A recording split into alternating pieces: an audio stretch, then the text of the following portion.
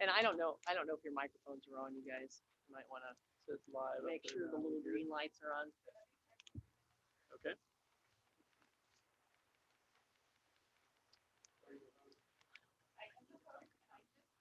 Really?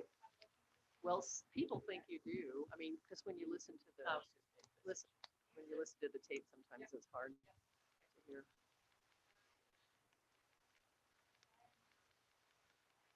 Forrest is here. I I'm don't have here. to turn around. No, I'm here. Out of COVID jail. Jim is having to.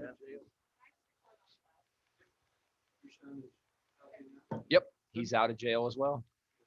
So I'll call to order the meeting of the Butler Community College Board of Trustees, the regular meeting for 4:30 Tuesday, January 12th, 2021, here in the Dankert Boardroom.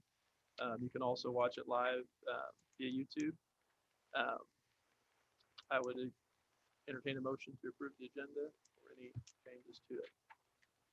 Can you give me a second to look at the back page? I think some of the things have already been added. Yep, take your time. So- The culinary's been added, so Okay. we got that one added for you. And I think personnel, I would move to take item XE and move that to the board action item or wherever you'd like to. I just wanted to get some more information about Mr. Thompson. was Okay. all, instead of just having it be a, We've got that consent. for you. yeah, I just didn't know how to say it now, so I could talk about it later. And did you want executive session? I would, or I can just have my say in public later when we're talking culinary. I'd sent like 5 requests to the chair without a real resolution. For an executive I session? think the assumption was is that you'd make a motion to have an executive session. Okay. Does he have so we could do that, I'll make that or if somebody, Laura's got it written out. Okay. So it's properly stated.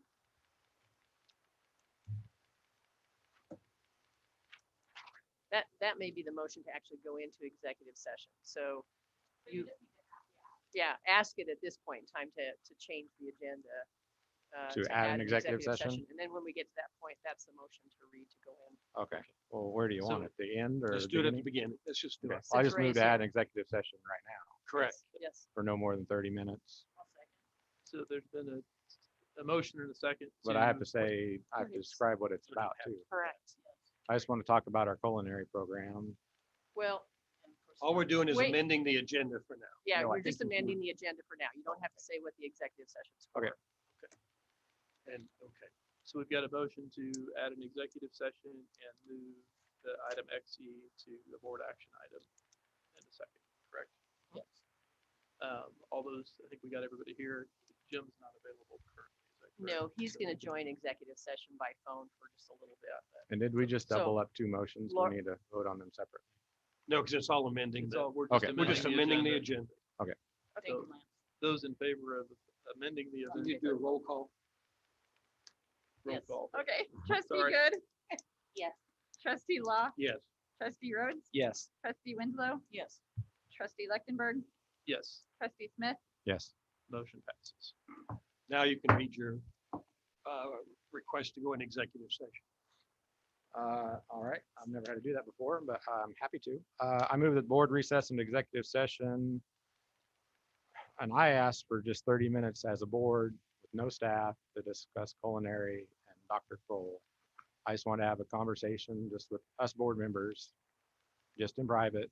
It's nothing major. I just want to be able to have a talk as executives. I would like Not to on- add then that we have our council present right Okay. now. All right. Dr. Kroll, do they have to read it specifically like this? in Well, order it's for- not, it's Yes. not written out specifically for me. Well, the motion,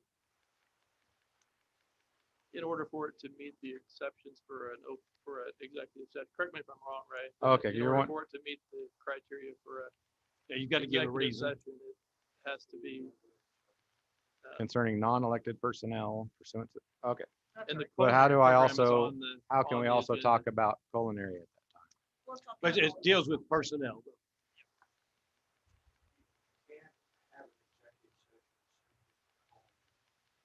Need to make the motion. There are specific exceptions. It needs to be non-elected personnel. And that could be involved in the culinary program. But can't go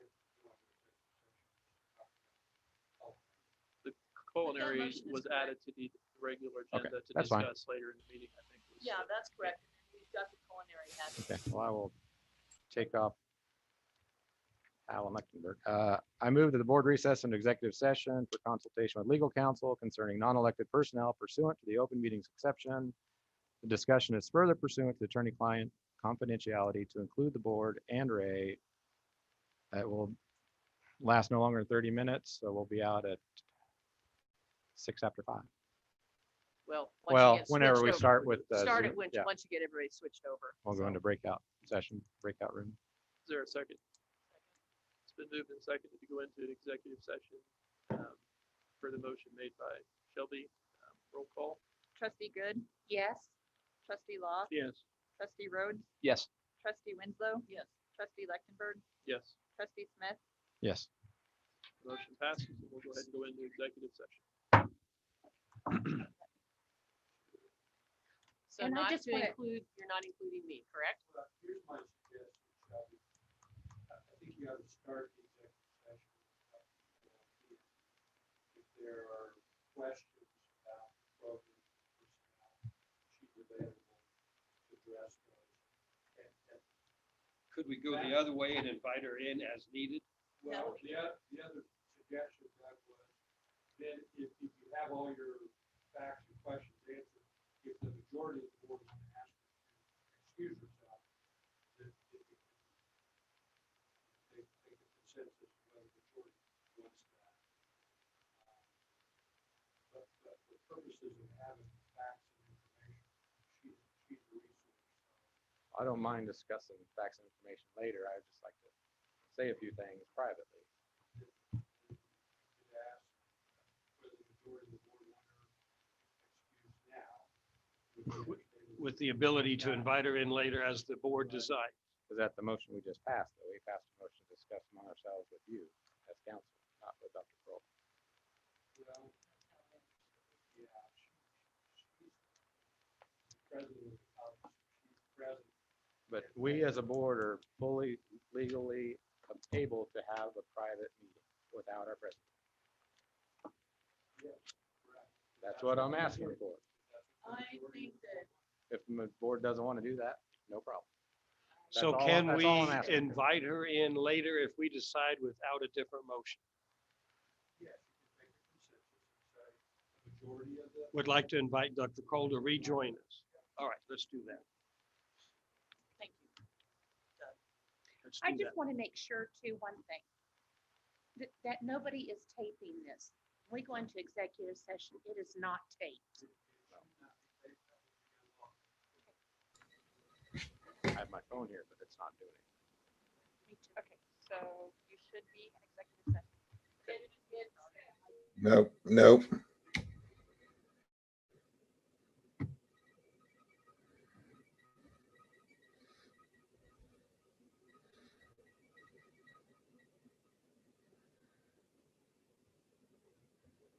So you move them to a breakout room.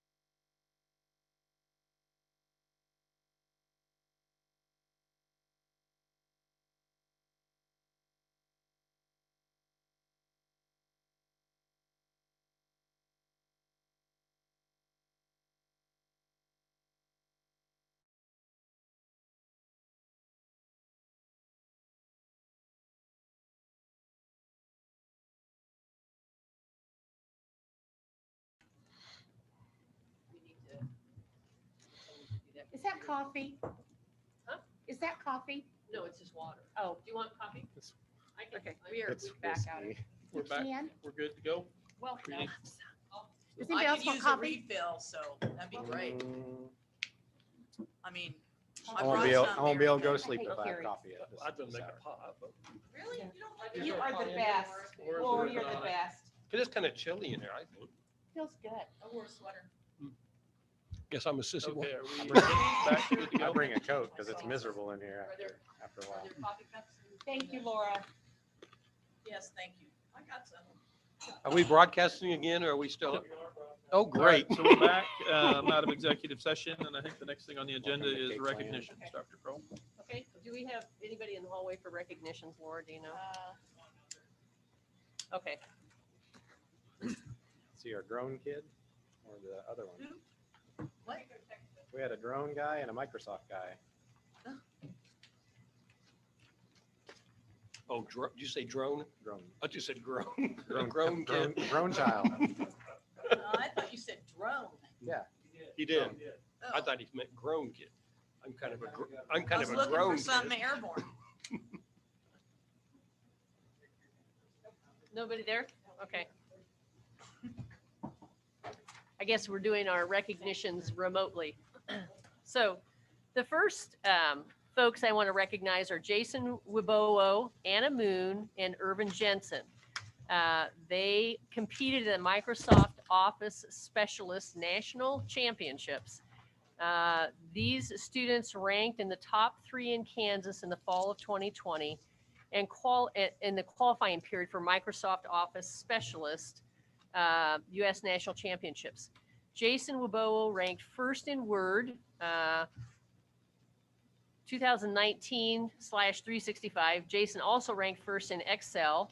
Anna Moon ranked second in PowerPoint, and Irvin Jensen ranked third in Word. The number 1 qualifier in each state in each category, Word, Excel, and PowerPoint, is invited to participate in the U.S. Championships, which is scheduled to be held in Orlando, Florida in June. So we'll keep our fingers crossed that they get to go to Florida for the national championships. Second and third place finishers in each state do not get an invitation to the national championship, but you know, we want to make sure that we recognize Anna and Irvin for their great work and their certainly their accomplishments.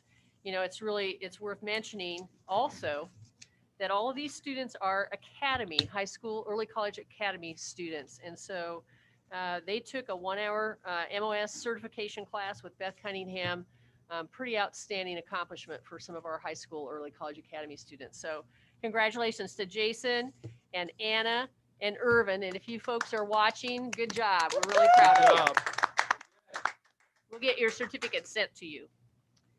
And then we also want to recognize Derek Faust.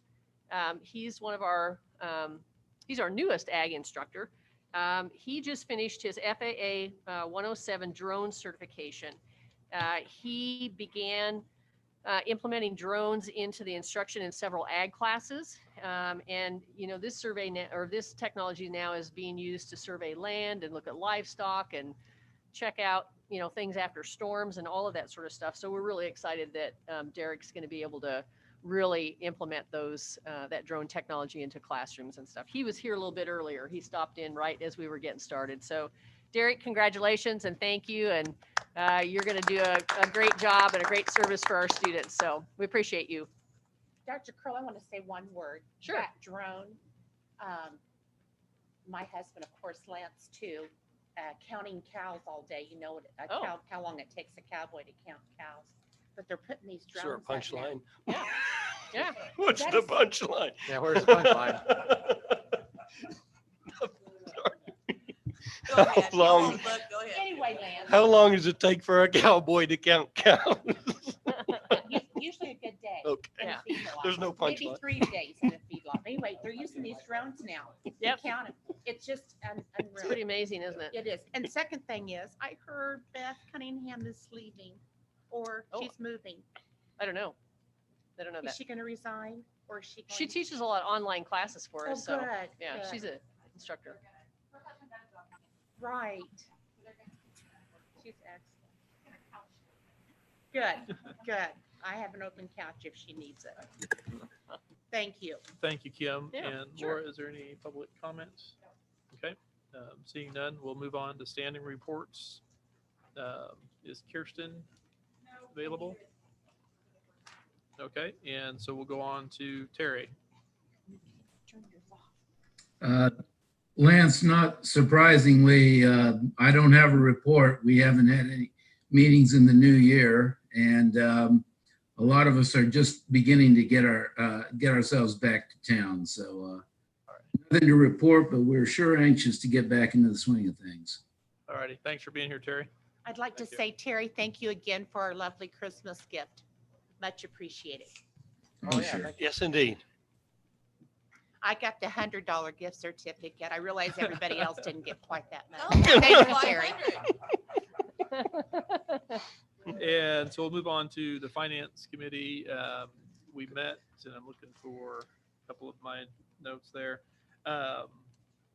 Spent a little bit of time visiting with Michael Gerber on the preliminary audit.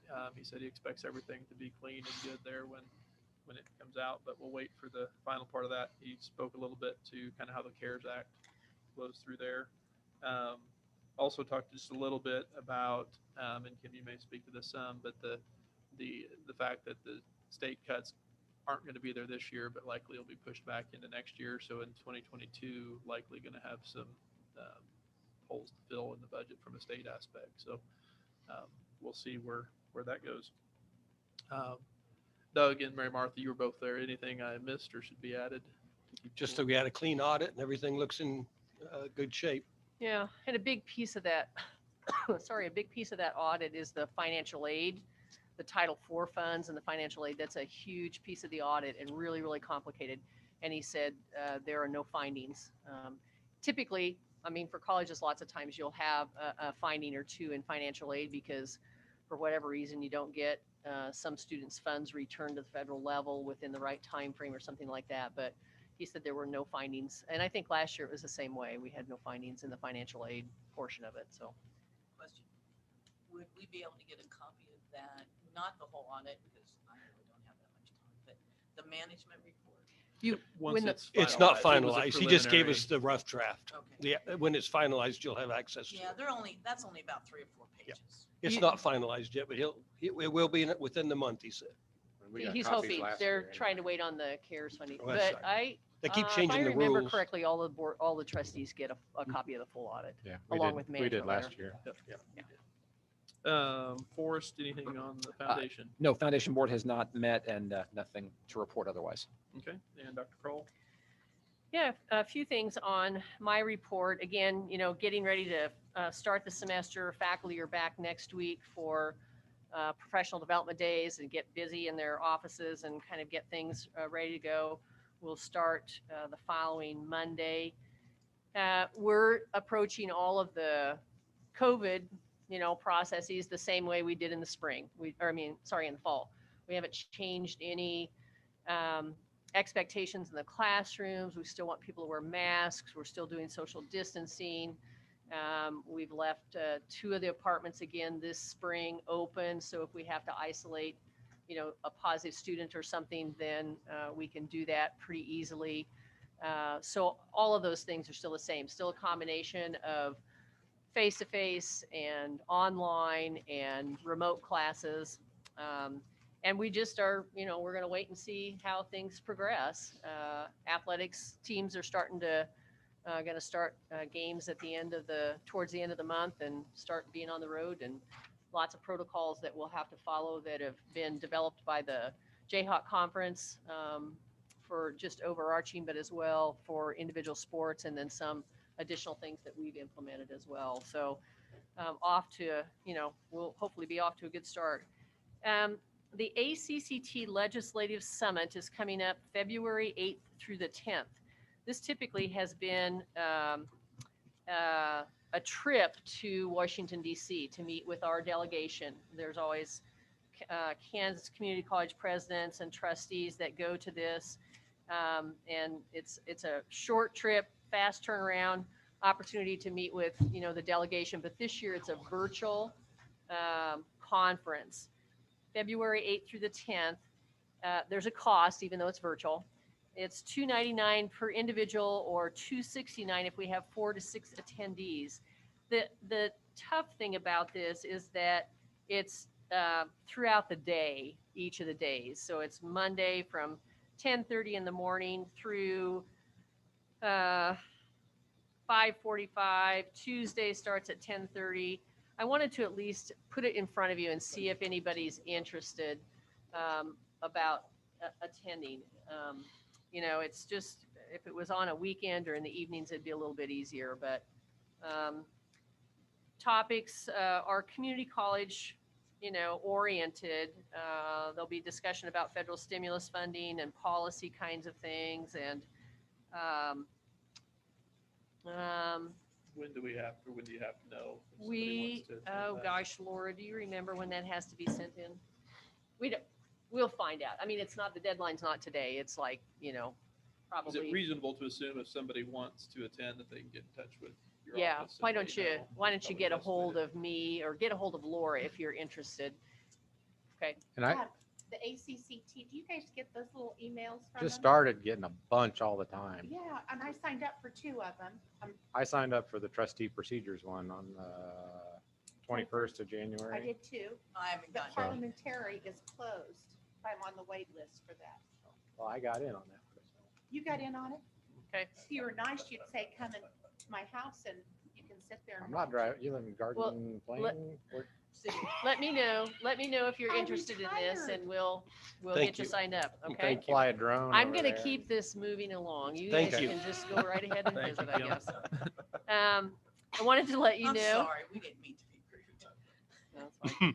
I wanted to let you know that we recently have signed an agreement with OSU's Institute of Technology, specific to cybersecurity and our AAS degree. So we're excited about that. We also have articulations with WSU and Friends, but the one with OSU Institute of Technology is new.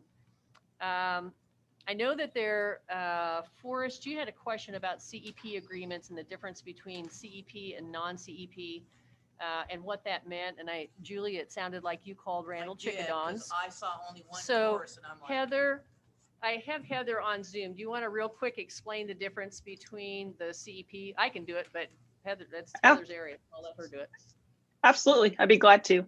So in those agreements, there are 2 separate sections. One is CEP classes to be offered at that high school, and then the other column is non-CEP. And what that means is that the CEP is taught by the high school instructor. So both sets of courses are offered in the high school during the day, but the Higher Learning Commission guidelines require that faculty have 18 graduate hours in the discipline that they're teaching. And a lot of our high school teachers usually get a master's degree in curriculum and instruction. So then they don't have those 18 graduate hours. So what Butler does to continue to give that opportunity to high school students is we send our faculty into those high schools to teach those classes. So that's the difference that you're seeing. So it's a combination of both columns that are offered in that high school, not just one side. And do all those. She may not be able to hear you, Julie. Speak into your microphone for me, please. Thanks. Are they all for credit? Yes. Those that are Yes, they're all dual CEP and credit. non-CEP that are at a high school, Yeah. I just want to make sure they are all accepted as credit, dual Yeah, credit. they're all dual Yes, they are all Butler classes for Butler credit. And then the high school uses them for high school credit as well. They're all dual. So Thanks. Heather, what happens if you take a class and it's a CEP and the student doesn't register through the college, just through the high school? Halfway through the semester, can they say, oh, I really want to pick that up as a No. CEP from Nope. Butler? They cannot do that. We have a guideline in place that the majority of the students in that class have to be taking it for college credit. If a student if they're not in the majority and they want to sit in the class for high school credit only, we require them to sign a waiver of college credit form. But they have to meet all the placement criteria to get into the class so that we maintain the rigor of the course. And Thank you. And the CEP guidelines, of course, are set by KBOR. Correct. We don't, individual institutions don't I mean, you have individual agreements with the high schools based on the courses that they want, but KBOR is the one that sets those guidelines that we have to follow. So if an instructor, you ask them to have the 18 credit hours in that specialty and they don't, but they get their master's in curriculum and instruction, they can go ahead and teach? It has to be in their subject area. That's what I thought. Okay, They would need 18 graduate hours in addition to the master's in that discipline. thank you. Heather, Thank Heather, you. this is fourth. Can I have another No, go question? right ahead. How do the economics of those classes work in terms of the revenues that the college gets? Are all of those on the free tuition for the student, or is that just certain ones? We have a tuition waiver that's 5 courses, 5 gen ed courses. So not every course that they offer qualifies for that. So it would just depend They on what all courses they still offer. pay. Right. So Every if it's student not pays subject to fees. Sorry. So if it's not subject to the tuition waiver, it's from a student standpoint, it's the cost would be the same as if they're taking it on campus in Yeah. El Dorado or Andover. It just happens to That's be correct. more convenient in their high school. It happens to be Okay. second block instead of in El Dorado. Right. Yeah. Right. Okay, thank you. Sure. Thank you, Heather. Thanks, Heather. Appreciate it. You're welcome. You'll hear from Heather again when we're talking about the Ag Academy. I also wanted to let you know that I had a call last week from Patrick Richardson, who's with the Kansas Sentinel, which is associated with the Kansas Policy Institute. And he left a message. Kelly actually called him back later on in the afternoon. He had been contacted by Julian Shelby and was double checking because that's what he told us. He had heard that we were requiring trustees to access information only by filing open records requests.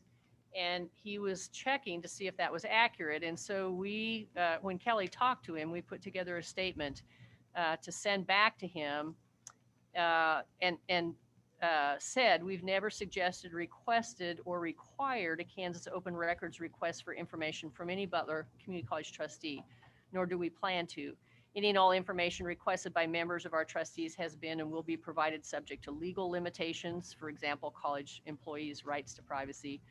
Butler Community College believes in transparency and in providing any trustee with the information they request so they may, in good faith, best serve the functions of their elected office. And so wanted to, to let you know that, that was one of the things that we needed to address appropriately.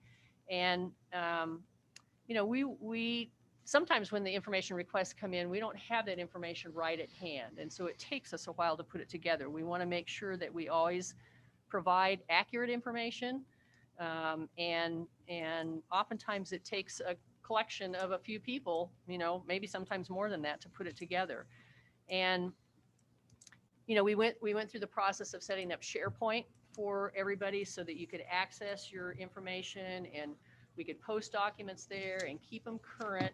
We know that there have been some technology issues associated with accessing SharePoint, some connectivity issues. And so as Bill Young and I have talked about this, we're going to recycle the trustee laptops that you have used in the past back into the classroom because it's time to do some of that. And we're going to replace those for you with connected devices that have a cellular connection embedded in them.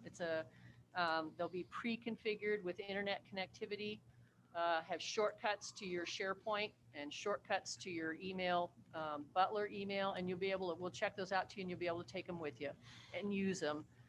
But you'll be able to easily access SharePoint, get to documents. We'll start to post the board book to SharePoint. You'll have it,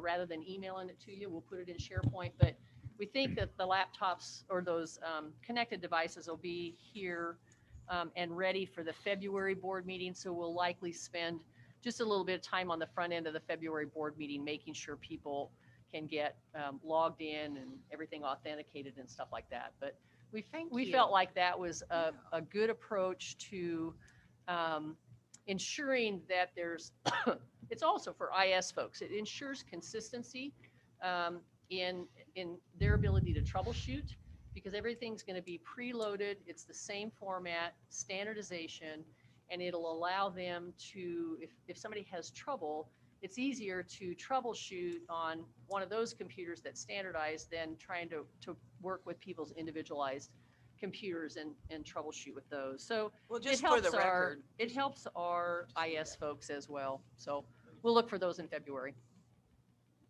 just for the record, I just want to say that I never called Patrick. Did you call Patrick? I initiated no contact with the Sentinel. I was contacted by the Sentinel. Okay. Someone asked him, I have no idea who the guy was. I don't know if they watch our meeting, said, hey, something's going on in Butler.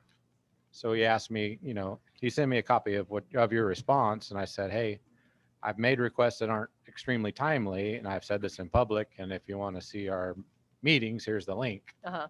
Okay. So Well, the way he I did- characterized it to us was Well, that you, that we he I had initiated Julie's contact. name as well, No. that you and Julie had Well, contacted him.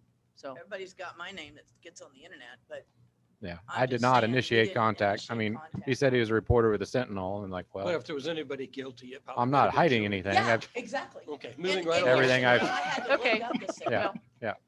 okay. So just anyway, Just we for the record, I provided wanted it. the board to know. Thank you. Yeah. Okay. We wanted to make sure that, you know, we'll get those connected devices to you in February. I think that's Okay. wonderful. Thank Great. you very much. Yeah, that'd be Yep. nice. Well, thank Bill. That was his, you know, it's Brilliant his idea, notes. Bill, if you're listening, thank you. I think he is. We will just need smiled. also He's hiding. I need to Oh, there he remember. is. He will need to verify all of your physical addresses, your actual physical addresses, so that he can check connectivity and make sure that he's got the connectivity right. So I think Laura, do you? Julie's? Okay. Okay. So just write down your physical. I think you have her PO box, I think, right? Yeah, I have a Thanks. PO. Okay. Thank you. Anything else, Kim? No, that's it. Okay, thank you very Sorry, much. it was long-winded.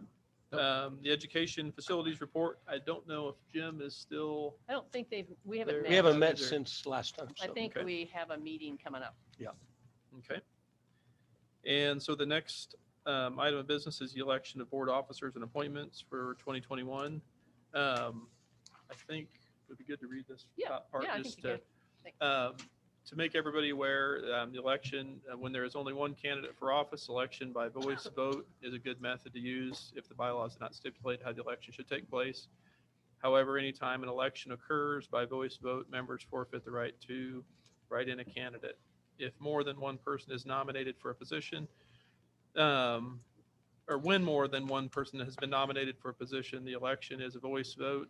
The chair takes the vote on the candidates in the order they were nominated. Members must remember to vote yes for the candidate they want and vote no for the other candidates. If the first candidate receives the majority vote, wins. If he does not, or he or she does not receive the majority vote, then I will ask for a vote for the second candidate. And once that's complete, we'll move on to the next position. So at this time, I would ask for nominations for the chair position. I for would this year. nominate Lance Lechtenberg for chair. I'll second that. There's been a, Damn it, you beat me to it. I had it all written down and everything. so there's been a motion and a second to nominate myself as the chair for the upcoming year. Any discussion? Well, let's I talk. don't think you have to Yeah. You do discuss. discussion. I don't think you Okay. do discussion. I think Laura, we I'll can go call ahead the with roll. the roll call vote. Trustee Good, Oh, yeah. Trustee Law, Yes. Trustee Rhodes, Yes. Trustee Winslow. Yes. I'm gonna skip Lechtenberg. Trustee Smith. Yes. Abstain. All right. He can't vote for himself. Thank you all. I don't know. And so we'll move on to the vice chair, a nomination for vice chair. I would nominate Mary Martha Good. I have to remember to do all the names. You know, Julie, thank you very much, but I'm Oh, going, no, there's no saying no. you know, I really like to be on the outside and be the, You don't want to attend by Agitator. your own or what? I'm going to, thank you, Julie. I'm going to Decline. decline. I think Thank we you. should just leave it open then. Lance, I'd nominate Doug Law for the vice chair All right, position. thank you, Forrest. Is there a second for Doug? Second. Okay, it's been moved and So you don't seconded have to appoint Doug Law as the vice chair. And we'll go ahead and do roll call vote. Trustee Good, Yes. Trustee Rhodes, Yes. Trustee Winslow, I suppose. Trustee Lechtenberg, Yes. Trustee Smith. Yes. Thank you, though, Julie. I appreciate it. Well, you're paying me to do that. You're getting all these notes down, right? Yes, All right, yes. because I'm not keeping up. And so the third office, the secretary treasurer, I would entertain a motion for that position. I would nominate Forest Roads. Is there a second? Second. It's been moved and seconded to nominate Forrest for the secretary treasurer position. All those are trying to get away from this roll That's call. okay. Trustee Good, Yes. trustee Law, Yes. trustee Winslow, Yes. trustee Lechtenberg, Yes. trustee Smith, Yes. Don't let it go to your head. Too late. Treasurer. The motion passes. Sign nothing. And don't forget the committee appointments in on the back side of your sheet there. Backside here. All righty. And so the next part of this is the committee appointments. I think most of you are familiar with those. And in this last year, Mary Martha was the KACCT delegate.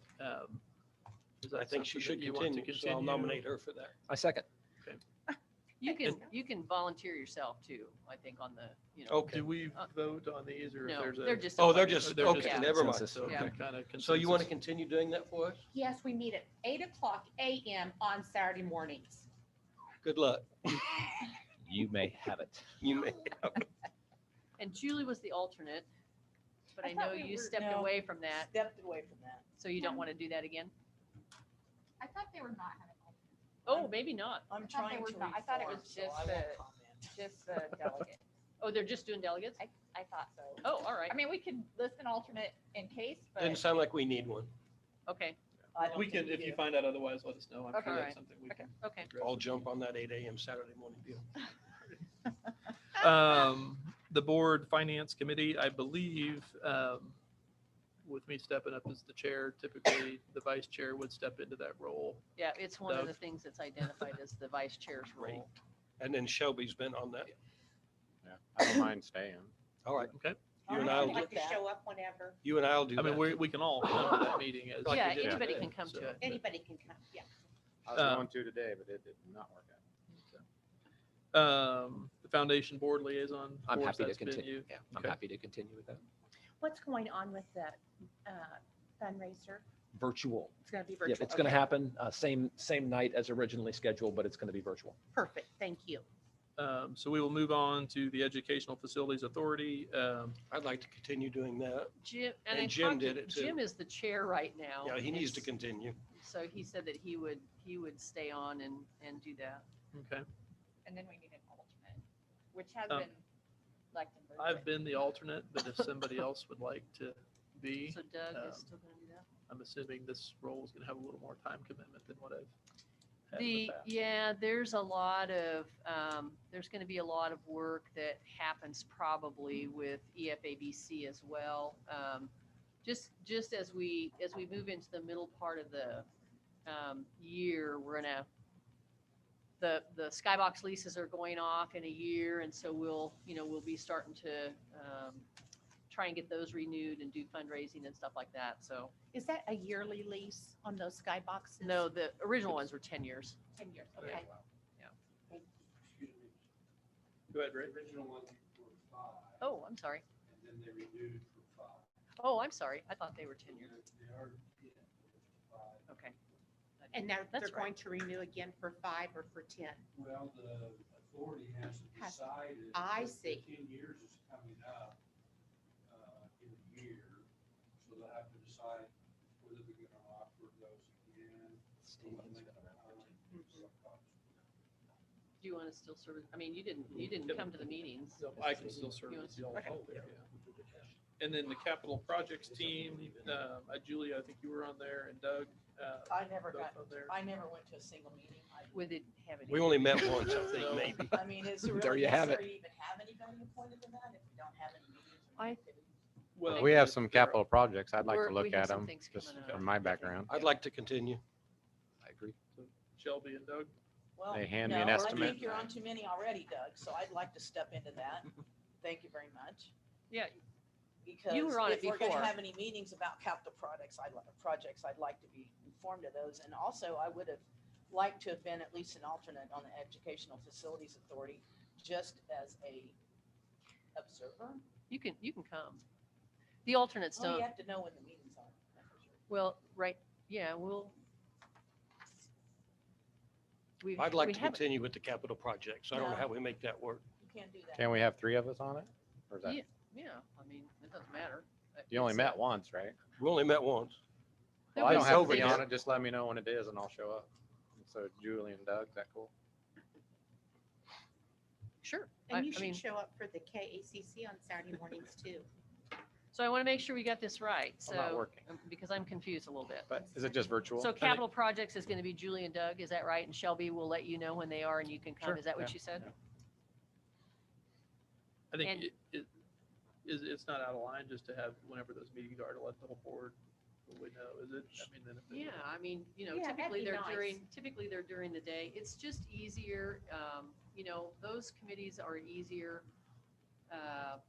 because they've got Lynn in Ireland, Kent, me, there's usually there's a dean typically on there. We try and keep the number to a manageable size, just so, but the board gets the updates then, and the board representation really is just to have board members part of those discussions kind of from the start, so you can bring information back to the board meetings, and we've got 2 board members that are informed kind of from the very beginning of those things and can help the rest of the board members understand what What's we're going talking on. about. Okay. Yeah, I don't, there wouldn't be any problem. The only problem with that would be then that meeting would have to be noticed up if the entire board is coming. Have to be noticed up as a regular board meeting and recorded and all of that sort of stuff, because you would have a quorum there. And so, Good point. Oh. Yeah, you think you can't have wanna- too many, but yeah, I think you would want to avoid that Right, technically. we would. Makes it a little bit easier if you don't have a quorum there. so did we satisfy all those positions, Laura? I believe so. I'm, so on the education facilities, I have Law Howell as the main ones, and then. Julie I mean, wants to come. So, but Lance will still serve as the alternate, because the alternate doesn't go to the meetings unless one of the others cannot go, correct? They can come. Yeah, Right. they can come, but But they aren't We've responsible got to be careful for about anything. getting 4 of us there, though. So does the quorum requirement, if I show up with the full intent of sitting in the background and doing nothing but listening, Yep. does that still create a quorum if Yes. if 4 of us are there? It does. So who do you Just our have for that presence, so okay. far, educational facilities? Well, I had Law Howell in Lechtenberg with, but you had also mentioned it, so I wasn't. So I can't if they're all on the board, so kick one of them off so I can go. You want to be the alternate? Well, the alternate, you could still, you could Well, still as go. long as I'm one of the 3, that's fine. The alternate. Are you okay with that? Yeah, that's fine. I'm fine with. Yes. First two can, not all 3 come. Typically. they Then I don't. will come. Okay. Then So, we just need to make sure we don't have 4. So now are you set, Laura? Yes. All right. So we're good there? Made it through 1 page. Yeah, there we go. Monitoring reports, doesn't look like we have any. Moving on to board discussion on the economic impact study. Yeah. Kroll. ESOM's going to join us for this conversation. We've used EMSI before. A lot of higher ed institutions use EMSI across the nation, internationally. It's really the recognized organization that does labor market analytics, especially in higher ed. KBOR actually has entertained the idea of using EMSI to do a complete system study. Thanks, Ray. Safe travels. So they're considering using EMSI for a system-wide study to understand the impact of higher education across the state of Kansas. But a lot of individual institutions do this too. And so I wanted to include this information for you. COVID, we've had this for a while. We got this information, I think after the first of the year, probably sometime, and spent some time reviewing it. We spent some time then also narrowing it down to Butler County, the Butler County individual impact as well. Esom will talk about that. And besides the regional impact. And so, COVID kind of sidelined a lot of stuff because we were more worried about getting classes off the ground and all of that sort of stuff. And so this kind of got put on the back burner. But Yeah, I know didn't you've we- read didn't through we it. approve that like last March or something? That EMSI? Well, what you guys approved it was the use of them for some other analytical, they provide some platform. It's not a major study like this. We use them for some other kinds of analytical, Esam can tell you when he gets on. I can't remember the names of what it's used for, but it's a smaller parts of the research that the institution does.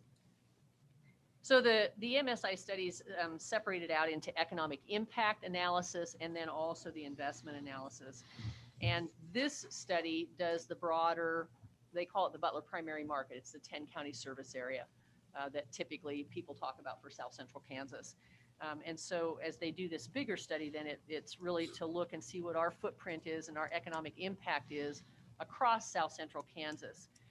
And so they divided out really the economic impact, divided out really into operations spending impact, student spending impact, and then alumni impact. And on page 7, if you look down through there, the little box on the right-hand side shows you what that economic impact is in totality. The operations spending impact, we're obviously, because we're the largest employer in Butler County and a large employer in this region, we have a huge, we're a large scale buyer of goods and services. And we employ, more than 800 people. 95% of the folks live in the Butler primary market. And so when we look at our day-to-day operations and the impact that we have on this economic region, it's really significant. The college's payroll plays into that. And when you consider a conservative multiplier that's generated by employees spending their payroll in this area, it's significant as well.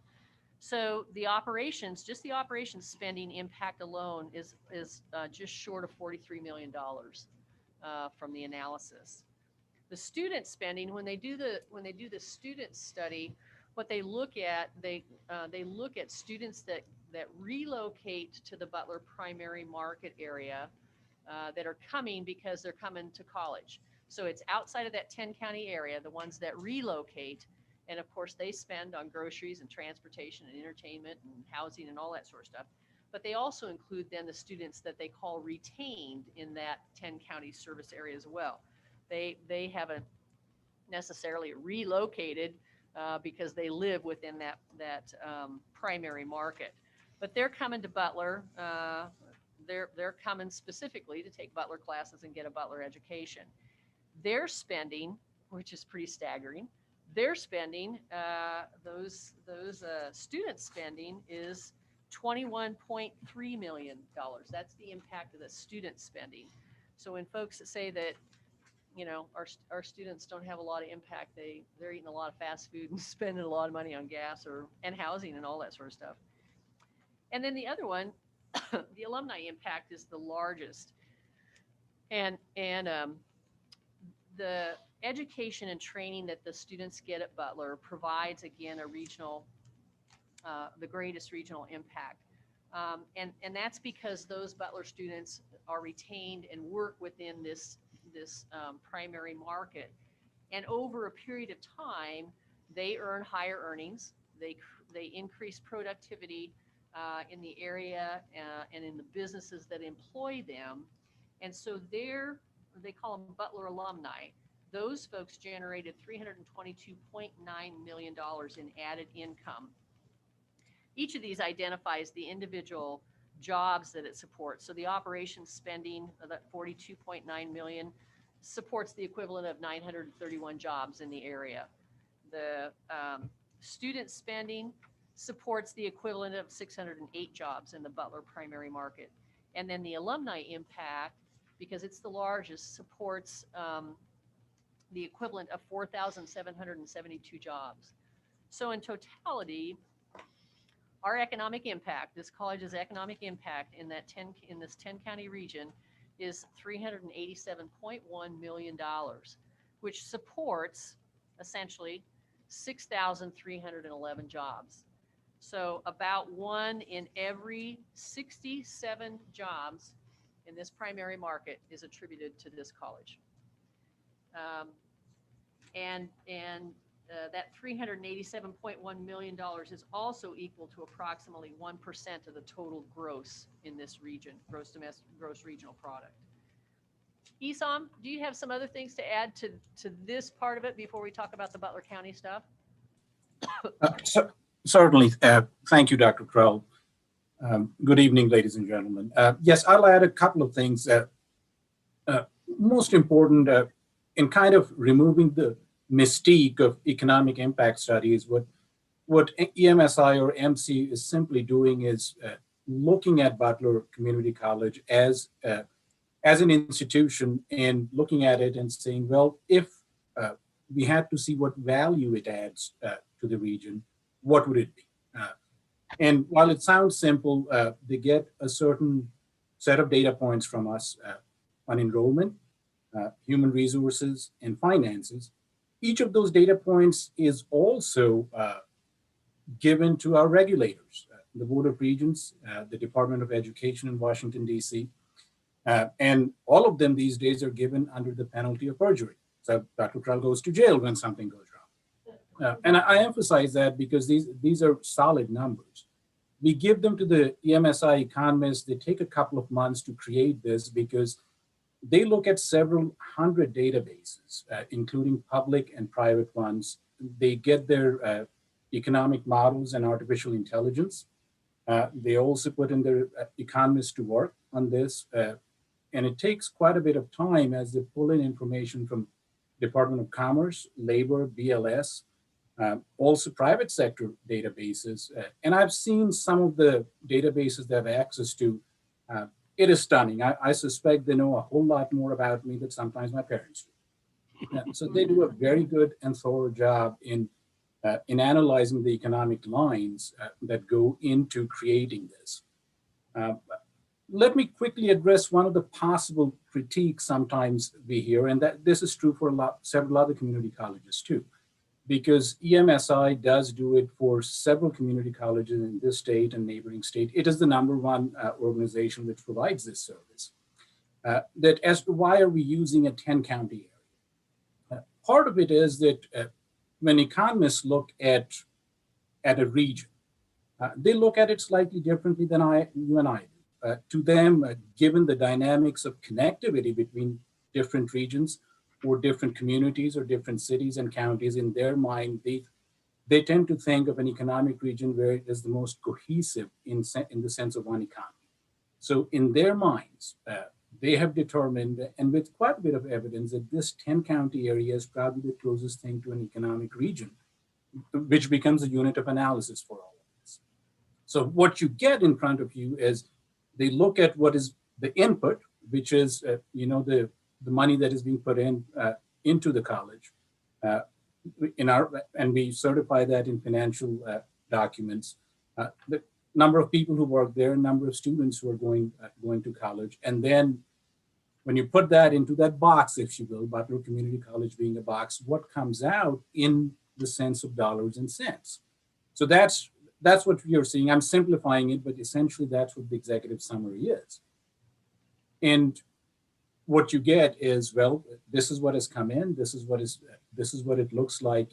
Or put it another way, I mean, if this was a business, this is what the output in the economy would be, which is a valid point. I mean, quite a few individuals, and I'm one of them, they will ask us that, what value are you providing? I get it that you are a college, but in a broader basis, if you are not here, what are we going to miss? And this is what it is, that if suddenly Butler Community College disappeared tomorrow, this is the kind of economic impact that we'll be missing for the region.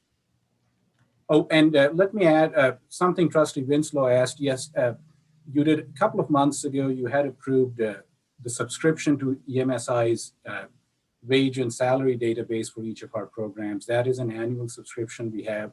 It helps us track the wage levels of our various programs, which helps us evaluate them, provide the information for Perkins funding to the feds, and also lets us evaluate new programs if we decide to go in that direction. That's somewhat separate from it. That is an annual subscription service for their wage and salary databases for programs. Thanks, Esam. The second piece of the economic impact study is the investment analysis, and that also has some really good information in it. You can read through that. Student perspective, taxpayer perspective, and then social perspective. The students, have a huge return on their investment when you stop and think about them coming to school, investing their dollars. They're oftentimes taking time away from work to go to school, so they have lost earning there potentially. But the return on their investment is significant because of those higher future earnings, opportunities to move up into their jobs and to grow. The present value of cumulative higher education earnings for Butler's FY 2018-19 students will receive over their working careers just short of $280 million. And so that's pretty significant. The return on investment for the students is for every dollar they invest, they get 4.4, they get a return of 4.4, about 18%. The taxpayer, Butler generates more in taxes, tax revenue than it takes in. And so there's also a benefit to the taxpayers because those taxes come from both state and local government, and the value of the college and the work that we do returns a higher investment to the state level than what the funding is that we get from the state and local taxpayers. Students, employers make more money. Students, as they are educated and earn more, pay more in taxes. So it becomes, they purchase more goods and services, all of those kinds of things. And so the return on investment for taxpayers is for every dollar that they put in, they get $2.30 in return, or an average return of 6.6%. The social perspective is also really interesting when you read through that, because there's lots and lots of research that identifies that education is going to improve lifestyles, and oftentimes as lifestyles are improved, folks have fewer health problems. They have fewer touches with law enforcement potentially. They need fewer, they need less access to social support, social services, and those kinds of things. And so there's a significant social benefit to Butler, or of Butler, which is equal a present value of $804 million. And so the return on investment, when you look at the social perspective, is significant as well. On the right-hand side on page 13, talks about the fact that we're a strong investment for all three major stakeholder groups: students, taxpayers, and society. Students receive a great return on their investment. Taxpayers receive a good return on their investment, and there are returns from a societal perspective as well. Esam, do you want to talk then about the actual narrowing down of this information so that we have a understanding of what happens to Butler County and Butler County's impact just in Butler Community College's impact just in Butler County? You want to talk about that a little bit? I'll be happy to. And just as we were talking about earlier, that when economists talk about economic impact, they have their own regions carved out. In this case, it's a 10-county region. And they're not able to do too much or in too much detail at the county level for most counties, ours being one of them. So what we also wanted to do was to provide, at least from the taxpayer perspective, what the return on investment was for Butler County taxpayers from the college. So that particular part, that how much for each dollar that taxpayers put in, what are they getting out from the college? And what we used in this case is something called the Ryan Shorthand method, or the Ryan Shorthand model, which was developed by a gentleman named Dr. Jeremiah Ryan, who was a community college executive in New Jersey, and I believe he's a county commissioner there now. He developed it, and it is on file with the United States Department of Education's Economic Resource Center.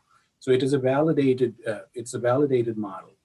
It's a shorthand. It's in some ways it's a fairly much simpler model than what EMSI uses, and what it does is same thing. It has us put in, the inputs are our enrollments, finances, HR. Then we carve out which of them is attributable to Butler County taxpayers. Of course, the mill levy is. But in addition to that, what we have also done, just to make it extremely conservative, is attributed a part of state general fund contributions to Butler County taxpayers. And then the output is similar, that how much money or how much of our expenditures go into goods and services being purchased in Butler County. How many of our employees live here, and what are the disposable incomes that are being spent there? Same with the students, same with the athletic expenditures. So when you put all of that together, there is a numerator, there's a denominator, and what it comes down to is overall the economic impact in dollars from the college to the county is a little over 46 million. And when you calculate it down, it comes to, for each dollar that the Butler County taxpayers are putting in to the college, they get approximately $2.88 out. So what we have done is essentially taken the investment perspective from the taxpayers' end that the EMSI study had for the entire region, and just narrowed that part down into the Butler County sense. This is also something which is used by several other colleges. Many of them will not share it publicly, and I can understand why. I mean, there are certain competitive issues involved there too. Johnson County uses it. Actually, the gentleman who created this model, Jeremiah Ryan, used to work at Johnson County many, many years ago. In fact, that was when I had a lot of hair. I believe that's when he used to work there. It is also used by Barton Community College, which also gives us kind of a benchmark that, well, if we are really off, we would be pretty off. But I mean, Barton County uses the same model and similar kind of output as well. So what this does, it kind of tells you from a Butler County taxpayer, if I'm putting in $1 there, what I'm, in a general sense, how much return for the taxpayer is Butler Community College providing me if it was a business. So that's that Butler County carve off, if you will, that we have created with the Ryan model. Thanks, Isam. Do you have any questions for Isam? I just wanted to put this in front of you. This is a document that we put together that we wanted to, just start to share with people, but I wanted you folks to see it first before we, started giving it to different groups of different people. So go ahead. I'm sorry. Hello, Isam. How are you? I'm good, Ms. Good, and I do want to apologize for something to you. I had promised you last time I'd have my pocket square. Until the meeting began, I forgot. Next month, I promise. You can hold me to it. Okay, I'm going to write you up if you don't do that. You understand me? Yes, ma'am. Oh. Hey, listen, I wanted to know, what do the community colleges, if they don't use ESI, is that what it's called? EMSI, yes. What do they use? There are a couple of... WSU had an economic impact one too at one time. I believe WSU uses EMSI, but there are a couple of other competitors too. There is a company called Kumura, which I cannot even pronounce. They're out of Virginia. They're one of the competitors. The other one, I forget momentarily. Then there are some of the bigger consultants, like Bain Consulting is a big one that you have heard of. They have a practice for educational institutions. They charge an arm and a leg and then some, but they're pretty good too. Some of the major systems, I know the University of California system used them once. I mean, for the big institutions, probably Bain or Boston Consulting Group is a good one. But when it comes to community colleges, I mean, by and far, EMSI is the leader in this field. Okay, thank you. Hey, Isam, this is Shelby. Hey, Shelby. Hey, we still need a copy of your paper. Oh. I've asked like 4 times. I haven't got it. We will do that. Anyway, I know we've got it. is this the study that cost, was it $35,000 last year? And then we had Ooh, another no. study that was an additional 10 No, grand. not Was it that this- much. This one? No. I'll have to check what it was. The economic impact study was, Shelby. I believe it was in the 20,000 range, but we'll find out and let you know. Okay, and is this the study that we had an additional $10,000 that we approved last year? To verify.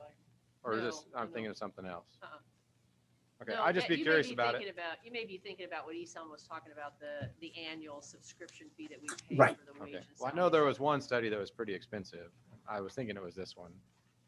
This one is expensive, but. It is It expensive. would have been approved. It wouldn't have been approved. This would have been approved about 2 years ago, I believe. Okay, and when's the last time you guys did this study? Because these are from data from 2018, 2019 for this study. And I think I've seen, Yes. 2013 was the last one. Okay. We don't do them every year. Most of the institutions do them, 4 or 5 years or 5 or 6 years. But the reason that part of, and Esam can explain this, I mean, when this study would have been initiated, the FY 18-19 information was, all of those dollar amounts were audited by then, and all the right. enrollments No, I get were. that. Yeah. I just complete, remembered so. seeing something on that before. We'll find out and let you know. Okay, and I had, what was my other question? On the Ryan model study that we had done, we hired a consulting guy with Gene George Gene George. Consulting.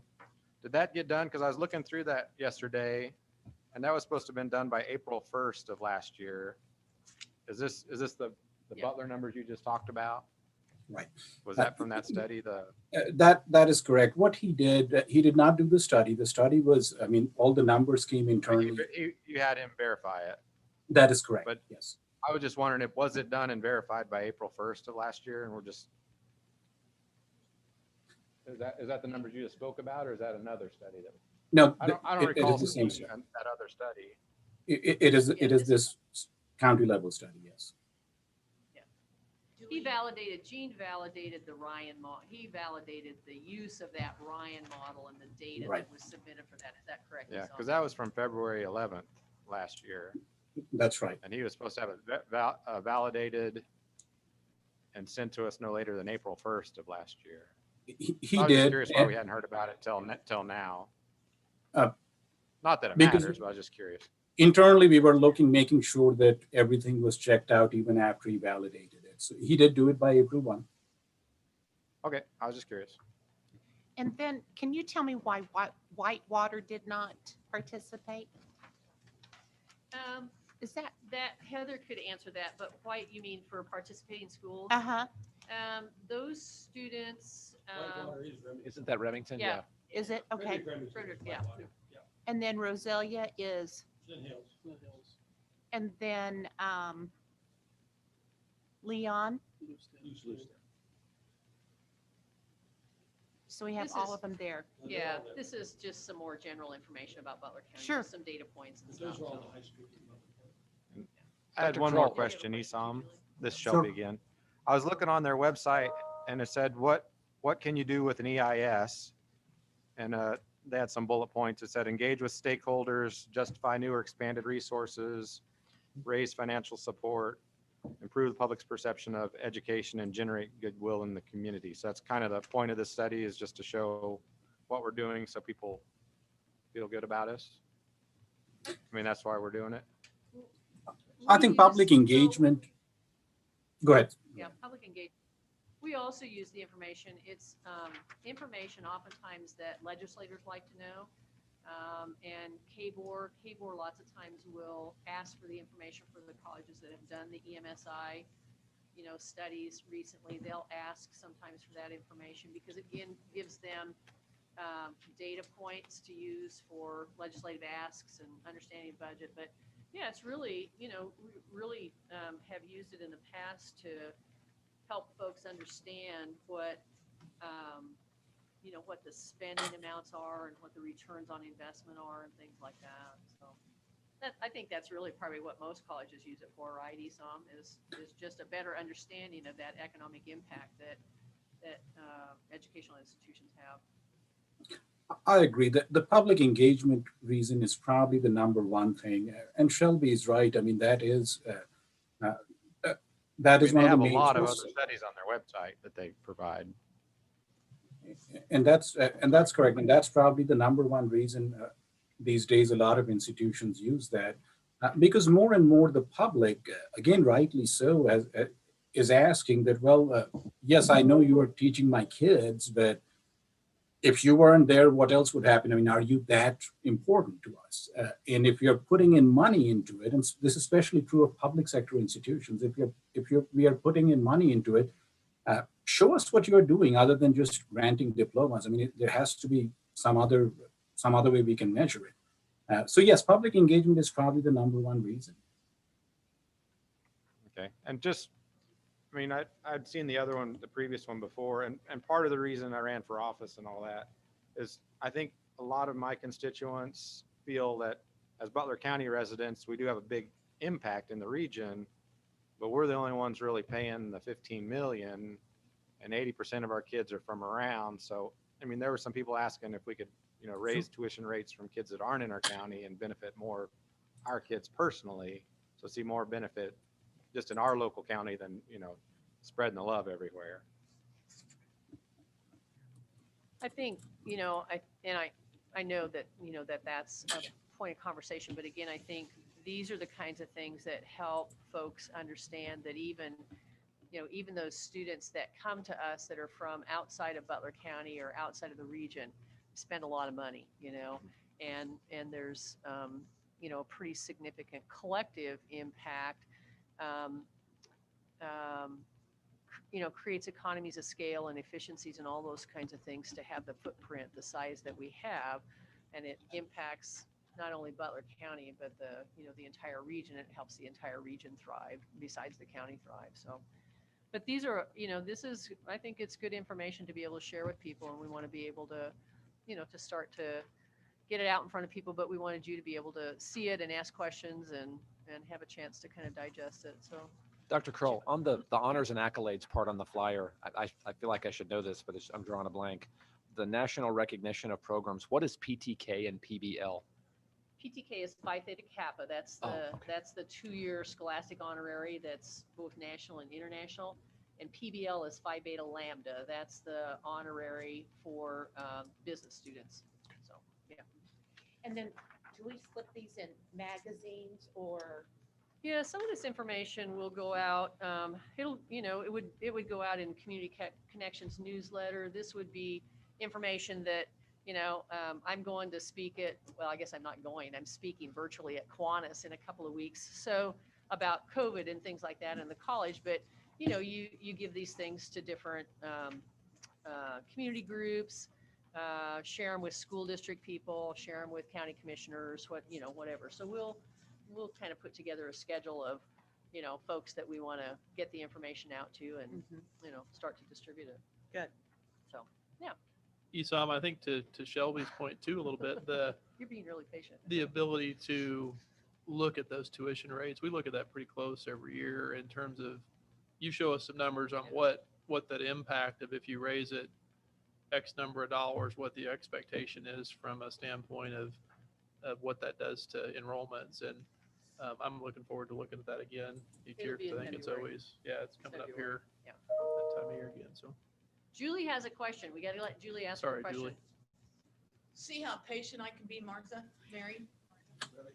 Martha, good. Okay, the only thing I really wanted to know is what other colleges that are in our, I guess, in our range, what other colleges that are in our range in enrollment, equality, size, whatever, are actually using this analysis? You said Johnson.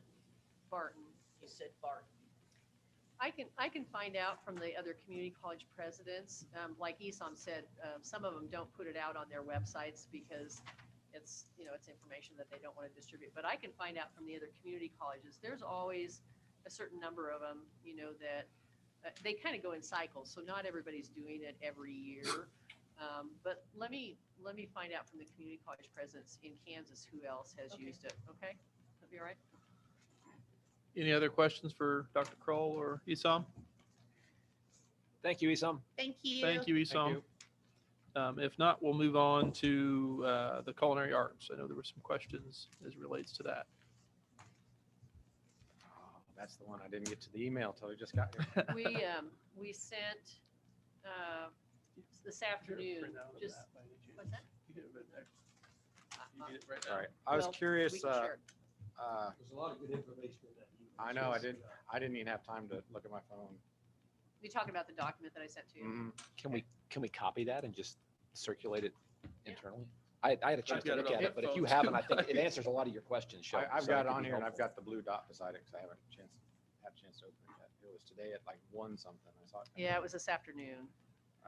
I got it from, I was because curious, Kim and Carrie mostly, I had asked last time on the breakdown between, because I didn't know hospitality versus It's on there. culinary.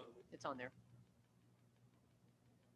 Wow, this is a kind of waste towards the time. bottom. Okay. I think Well, I it's still don't toward, even have the page yet. Laura's making some copies. Okay. The declared majors is broken out at the very bottom of the sheet. It shows 2018, 2019, and 2020 culinary majors, and then the hospitality majors. Okay. And And then up do we know- under the category that says spring 2021 enrollment information, you can see the breakout there of the credit hours and how many are from the county for both culinary and, well, it's hospitality management and culinary together, and then for the overall institutional numbers. Okay. And then, It's under the. so enrollment currently for the pending. spring, we're looking at 144 credit hours and 14 students from Butler County. Is that what I'm looking at? I mean, I realize we haven't started classes yet. Yes, that is correct. That's what's in the sheet there. And then how many other kids total from the other counties? Am I looking at it? Takes the Supposed to be on here on the 594. bottom, but I don't. It is, it's under, I'm sorry. I'm sorry I wasn't prepared. I don't like to show up and not know. So 144 out of 594. yes. I got Yeah, it. along the right-hand side Okay, are I the see it now. totals. That's So much better. they just have put the Butler County in parentheses there. Right. And I guess my biggest, coming back to last week's talk about culinary, is if WSU Tech's going hot and heavy, if they get it up and running in time, I'm not sure I want to go bigger with what we got right away, if that's what we're sticking to, because I'm not sure. I just don't want to spend a bunch of money right away until we know more what's going on. If we can relocate our kitchen and maybe use more of an existing facility and not just can go find- gangbusters right away Yeah. to see how things pan out. I would prefer that approach, Okay. just so we know what's what. But WSU is going to start their program up in August of 2021. They, If they get if they it get If they get approved. approved. They don't have a culinary program yet. But they Right. did get approved hospitality while we had hospitality. Right. I imagine they will, Mhm. Can't imagine. but Right. I would just like not to put a bunch of money into another facility, a lot of expenses without knowing. I mean, we can take what we have, relocate, whatever that entails, and then, Use of the building and get it going. I just, I'm worried about, I guess I need to look at the difference in the tuition hours. I would tend to agree with Shelby to look at an overall scope of how we can effectively compete. I'm sure we'll think of some money, but how we can effectively compete, not only facilities, I but do have a question I don't know anything about, is what do we do at the Augusta facility? Is that a high school That's program? the Early College Academy. Okay, yeah. so it's high It's the school dual central. credit culinary? Yes. I'm sorry. Lori can speak to that, yeah. Yes, it is. It is for our high school, early college academy students. I need to get my 16-year-old in that. Yeah, they do. Involved. 'Cause I've got one that's a super good chef and one that's in our culinary program. So Well, we're enrolling students I'll right look at now. these. I apologize. I'm not prepared. If you've got more questions, Shelby, let us know. We Yeah, tried we to can- I split can out, email you. on the expenses and stuff, and the information, tried to put some information there so you'd know like what teaching and lab supplies are and what equipment means and some things like that. And you told us the lease last time. So. Yeah. So all of that, I think, is on there that you've asked for, but if you have some other questions, Okay. just let us know. Yeah. Okay. All right, thank you. Yeah, thank you. Does anybody else have any questions or comments as I it relates do. to culinary right now? It's for Lori. Lori, what's the average salary for a chef once they attain their associate degree in culinary? Let me look that up. I don't know that off the top of my head, but I can look it up. I just wondered. Those are, and those are good questions. Those are data points that we have to include when we file our Carl Perkins reports and some things like that. Mhm.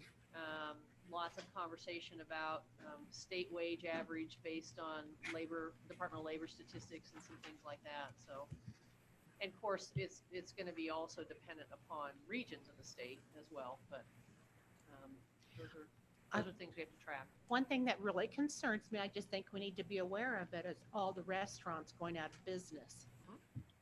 Is the demand still there for chefs? Is the demand there for more for hospitality to be wedding destination planners or hotel?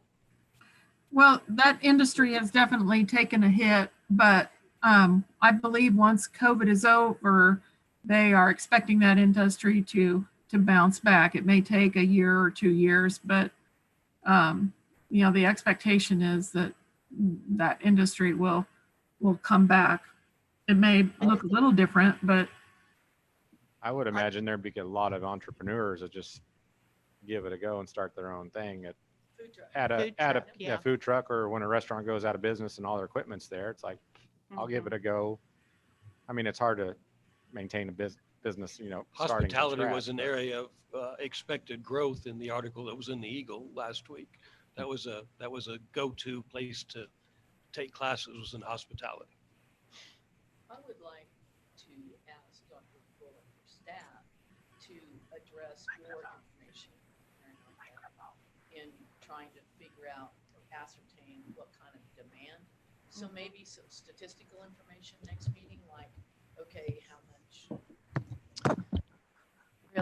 Really? Somebody We has can- trouble hearing my voice. That's amazing.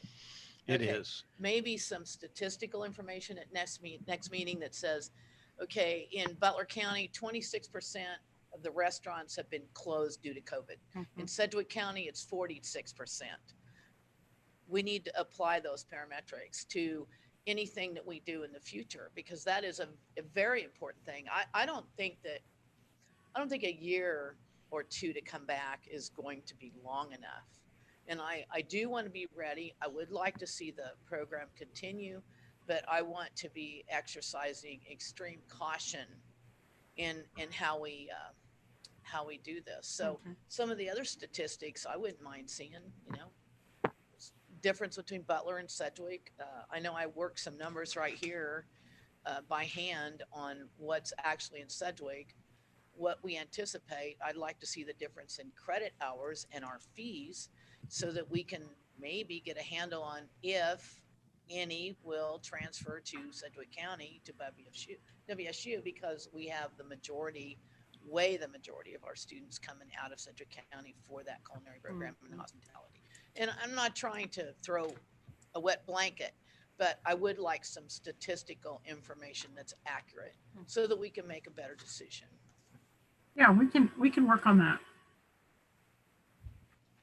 I Lori, don't were have you it. able to find anything on salary information? Well, I was trying to listen. I'm having a hard time hearing the conversation, so I wasn't searching while I was listening. There were some So- comments. There were some comments that came in the with it. chat. Yeah. Laura, I think somebody said that starting salaries for chefs will be in the 50s. Yeah, Terry Sater said that according to his wife, chefs with a degree can make in the 50s in our region. And according to our 100% employer reported salary sources, the median salary for an executive chef with an associate's degree is $65,538 to $71,789. And that's from salary.com, and it's national numbers. So that's, and Shelley said that she has worked with executive chefs who made $150,000. It's a stressful job. They better pay well. Yeah, I'm just concerned because I think we will see restaurants lower their maximum seating capacity. I really do. I Yep. think that's long gone. I think we just need to think of it, every little aspect, and see if something that is viable. Need to justify, where we're going and how we're going this way and why we're proceeding this way. Other questions? I would Sorry. say, Indeed shows that top companies for chefs in Kansas, they have an hourly rate. It ranges from about $22 an hour up through 25, and that was just a quick search on Indeed. So Thanks, you. Lori. Thank you. Thank you. So we'll move on to board action items. The first one is the Board of Trustees annual self-evaluation. Right. Dr. Cole, do you want to speak to that Sure. a little bit? Do what? No. By Robert's rules. But See, I'm already screwing up. Yeah, you're right. We do. Motion second, and then we'll discuss. So. I would that's entertain fine. a motion to approve about that. the Board of Trustees annual self-evaluation. so moved. Second. It's been moved and seconded. No Um, discussion. Now we can have a discussion. So any Okay, discussion? Dr. Thank you. Kroll? Yeah. Typically, on an annual basis, the Board of Trustees does an evaluation of the board as a whole, and then there's a part of it that is individual evaluation that you do as an individual board member. We didn't do one last year in January with 4 brand new board members coming on. Jim and I had talked about it, and it didn't make a lot of sense to do it because, four brand new people, haven't been on the board, and so you don't have a lot of experience quite yet. And so we didn't do anything last year in January. This is the evaluation. The first part of this evaluation is divided out into standard categories, really based on, it's put together. I didn't put it together. This has been in place for a number of years, but it's been updated, over time. But we've used ACCT trustee evaluation documents and KACCT's and ACCT's standards of good practice and all of those kinds of things. We've used other evaluation instruments. And so this was really kind of in place when I got here, and we just have kind of updated it as we've gone along with different topics to make it a little bit more relevant. But You can excuse me just for a second. How long has it been since the board has done this evaluation? I just indicated that we didn't Haven't do it done it last last year. year, We but- didn't do it in We did it January, the but we prior- did it the the year before. prior We do year. it every year. Yeah. It's done on an annual basis. We just didn't do it because of 4 new trustees. And so you can see how it's divided out: mission, governance, board organization. And towards the end, then there's a short section where you evaluate yourself as a trustee and how you're doing as a trustee. And then some areas where you can add some comments for, narrative kinds of things. The way that we usually do this is the board looks at it in January. If you want to make some minor changes to it, you can do that. But typically what we like to do is get it sent out to you so you can fill it out, and then we can go through the results in February. At the February meeting is typically the process that we use. It would come to you, what Bryony Smith in IR would do is she converts this to a Qualtrics survey. And so it comes to you electronically, you fill it out electronically, and when you submit it, it goes back, but it all gets compiled. She doesn't touch the individual ones. It just all gets compiled as part of. again? Bryony Smith, who's in our institutional research. She's our survey person. So it all gets compiled in, within that survey mechanism, and then she will send the copy of the results to our office, and we get them to you guys, and then in February we'll sit down and take a look at them. So Anonymously? yeah, there aren't any names associated with it at all. It comes to her anonymously. Well, it gets submitted anonymously. She doesn't know who has submitted. Yeah. And ESOM, that's correct. It all gets tabulated as part of that Qualtrics. That's correct. it is all aggregated. Who said what is not known. Yeah. The individual comments would be listed individually, but all of the other data is aggregated. And is that just listed in the February, like, discussion topics? And we just talk about it You in the know, meeting, or I guess it wouldn't be February. It'd be- well, it would be the February meeting. I think I'll have Laura we'll go back and look at the agenda. I don't remember now if we did it as part of a work session or if we did it as an agenda item, but I'll go Talks back and about a look. work session. Seems more like a work Does session. it On the talk first about a work page, session? I think we Okay. did it as a work session. That makes more sense. Okay. Thank you for reading that. I wrote the TFA, but I couldn't remember what I wrote. So. Then from this, do we set our goals for next year? Or You know, things you- we'd like to work on? You or- can, yeah, You use it for, goals as a board, an overarching board. You can use it for goals as an individual board member. So, yeah, that's really the point behind it. I think the other thing that's important with it is that it gives, it even gives us some opportunity to, have some discussion about what are the greatest strengths? What does the board need to, if you feel like you need to improve, what are the tools that you need to, to be a better board collectively or even better as an individual trustee. So anyway, I would entertain an opportunity, if you folks are okay with it, to send it on to Bryony and have her get it ready. It'll come, Laura can give you kind of a heads up that it's getting sent to you so you know to watch for it. And it'll have a deadline for completion. Oh, I guess we say on here February 1st. That way it'll be back and compiled and we'll have it in time back to you so it can be talked about at the board meeting. So why do we have to have a motion on this? To authorize it being Authorize done. it to be done. Yeah, just to approve it and We don't have Laura to call the roll. do that you we? agree So I with it. can handle it if I need to, I'm sure. But any other questions or concerns about new the secretary can call survey, the roll. the survey at all? I think I'd like to see some of the historical ones too. I don't have any objection to the survey at all, completing it, but I would like to see maybe the past 5 surveys. My only verbiage question, it says the initiation of the annual performance review of the trustees. Is this just making an official review and before we've just done it? But now it's on the books officially. I'm sure. Is What that why it's are you written like speaking that? to? Shelby, tell me. what It you're said speaking- recommended action, page 15. Oh. I know. I mean, can't we're figure out confirming why we're this, doing we're it. Initiation of the confirming the annual instrument, performance which is the review. Yeah, survey, it's a and we're personal. initiating an annual. So now it's just gonna be an annual deal of this form. It That's- is it's done just- on we've an done it annual in the basis. past. We It's been just- done in the past. Then We've why done is it- it- I at just, least it's that I've just been a weird that it's trustee. written that way I to know. initiate I the. agree. Okay, I'll change the wording next year when when we put together the TFA. I'll make a I've note. just never Don't voted on use it. this wording. Evaluation. Now she can call the roll. I'm sorry. You're perfect. Any other discussion?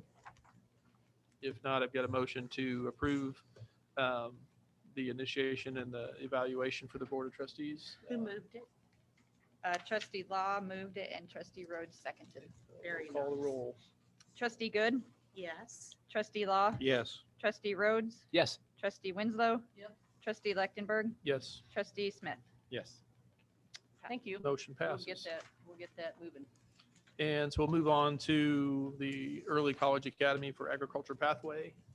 Heather, we've got Heather Rinkenbaugh and Donnie Featherston, I think, on Zoom that are gonna tell you a little bit more about that. So we'll probably see their happy faces here shortly. Can I make a motion Maybe. that we approve the, Yeah, that should be done. Laura's gonna keep us on track. She's gonna keep us on Um, track. I I've would got a- move that we approve the partnership with Douglas Public Schools for the agriculture pathway. Thank you, Forrest. Is there a second?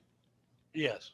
It's been moved and seconded to approve the MOU for the partnership with Douglas Public Schools for the Ag Pathway. Any discussion? Well, Yes. yeah, Yeah. Lots of it. Yeah. Go ahead, Mary Martha. I would just like to know But- what we're doing here. Well, Yeah, that's let's- why I want- let's let I want them talk Heather about to it Yeah, here tell real you. quick. let's wait for the motion. We did We the did the motion in motion a and a second. second. Now you're going to get information. Guys, that's not how you do the motions. That's, you You do You the I'm- do motion. discussion, then you do a motion. No, No. No, motion, discussion second, should and be then after the discussion. second. Technically. Go ahead, Heather. Go ahead, Heather. We'll- I we'll am going understand to- Robert's It rules. shouldn't be like that. Go ahead, Heather. I'm going to turn it over to Dr. Donnie Featherston. He's our Associate Dean over the Early College Academy. And we also have Rob Reynolds from the Douglas School District as well. So, Donnie. Good evening. Yeah. So what we are wanting to do is begin offering a pathway within agriculture in partnership with Douglas. So the general model of the ECA would apply here. That is, we partner with high schools. We offer courses at those high schools in pathways that we already have in existence at Butler, in this case. And the school provides some space for us to do this. And so this one's going to look a little different than some of our other ones. We're kind of trying different things out and approaching things differently. And so we will be offering the ag specific classes, such as agriculture and society, agricultural economics, different things like that. You can see the course listing. So if it's an ag specific, we will offer it in a face-to-face format at Douglas High School.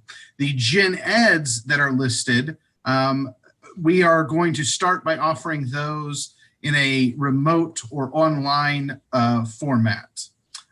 So this will allow us a little bit more flexibility, a little bit more maneuverability, because one of the challenges that we have obviously is finding, when we go to schools, finding the faculty for that, ensuring all of that. So we want to have those available in an online or remote format.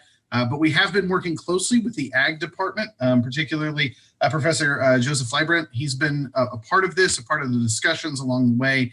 And so the ag faculty and the STEM division we will be using those faculty in a face-to-face environment at Douglas. And the other classes we'll be doing kind of in an online and remote. I think I'm repeating myself a little bit. I just want to make sure I'm clear. So that's the general approach. I think I'm going to kind of see what questions you have rather than just ramble on about it. But that's kind of the general idea. Donnie, let me ask a quick question. If this follows our typical academy format, just so you know about our other academies, typically what those students do is take their block of academy classes in the morning, and then they're taking their regular high school classes in the afternoon, or vice versa. Is this model kind of that same way? Absolutely. So we will be using, yes, that's a good point. Yes, we will use the exact same model. So what we are working out right now is we are going to do it as an afternoon model. And part of this is because of the way the agriculture department already has their layout and their schedule. So we'll be using an afternoon model. That means right now the time is 12 to 3. And so high school students will go to their high schools in the morning, and then they will come to us, or in this case, go to Douglas High School from 12 to 3 for those agriculture classes. The other classes, we are going to look at doing some remote options. So they would still be coming to Douglas High School, potentially and remoting into lectures or doing online classes, which is something we've turned to more in the age of COVID, and we're finding are working okay.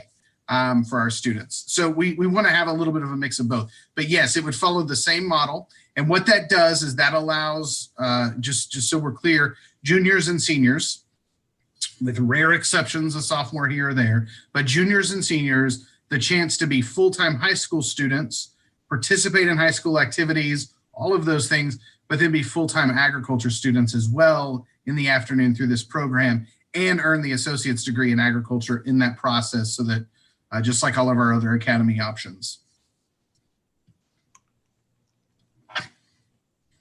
So what would the degree be called?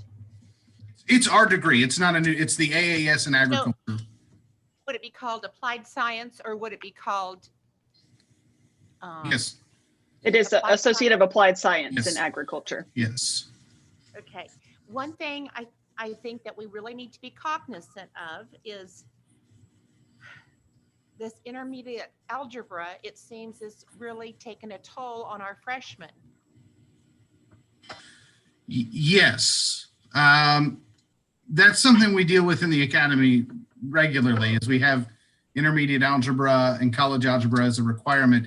One of the ways we ensure that, right, is we, obviously go through rigorous testing, GPA requirements. but on top of that, right, and one of the reasons why our ECA students do tend to do better in math than maybe the average, right? They're just in general, is that we also require recommendations from counselors and other people that know them. We require an interview process. We really ensure that students are emotionally, intellectually, and socially prepared for the demands of college. So yes, it's a challenging class. There's no way around that. But we do find that our students are up to that challenge, and we have mechanisms to ensure that. And I don't think that this would pose any more, with this cohort, any more of a challenge than our health sciences or other cohorts as well with this. I would just like to see college math be there instead of intermediate algebra. But of course, K-Board approves this. But I think as a state, we all need to be thinking, what's going on? What are we doing? How can we get more kids to be in classes for a degree? I'm not putting the blame anywhere on schools, but we do have to recognize there is a problem. There is, I agree. One of the things I'd like to see, and I understand this is a new program, and I think it's a wonderful program, or maybe it's not, I don't know, degrees, but I would like to know what colleges in Kansas have a 4-year ag degree. Yeah, I can actually answer that. We have a number of colleges that do. I can't tell you all, I can't give you an exhaustive list of all that do, but I can tell you where our students tend to go. Because I will say that the ECA, the Early College Academy, is often designed for students with aspirations to go to a 4-year college. We have some pathways that are more direct to career, such as culinary, such as welding. But with generally speaking, within our health sciences, within our humanities, the aspiration of general students, not all of them, is to go to a 4-year. So that's something we've considered as we approach these courses. Because again, the ECA, we sort of designate what courses they are going to take rather than here's the catalog, here's the degree requirements, figure it out. And in doing so, we picked out courses that would have the most transferability to the schools that we tend to see students transferring to. We did that with gen eds. We do that with the specific courses. So we have a number of students that go to Oklahoma. We can't really project that and the transferability to Oklahoma. That's a very popular program for our agriculture students is to go that direction, but also Kansas State, right? We have a number that go there. That's probably the one we thought about the most in this. And so there is a kind of, we've taken that in consideration as we've arranged the courses, thinking about the students who will have the 4-year aspirations. And we encourage that and we want them to think through that. One of the highlights of the Academy is the overwhelming success students have, not only getting into 4-year schools, but scholarships. And we try to highlight that because a number of our students are very, very determined and bound to go to certain programs. And we want to help them do that. Okay, that's great. The next thing I was going to ask is if you can tell me how many of those are acceptable to those colleges that you just mentioned. Are you working on a transferability ratio, or it's really important to me, and I'm sure it's important to all the board members.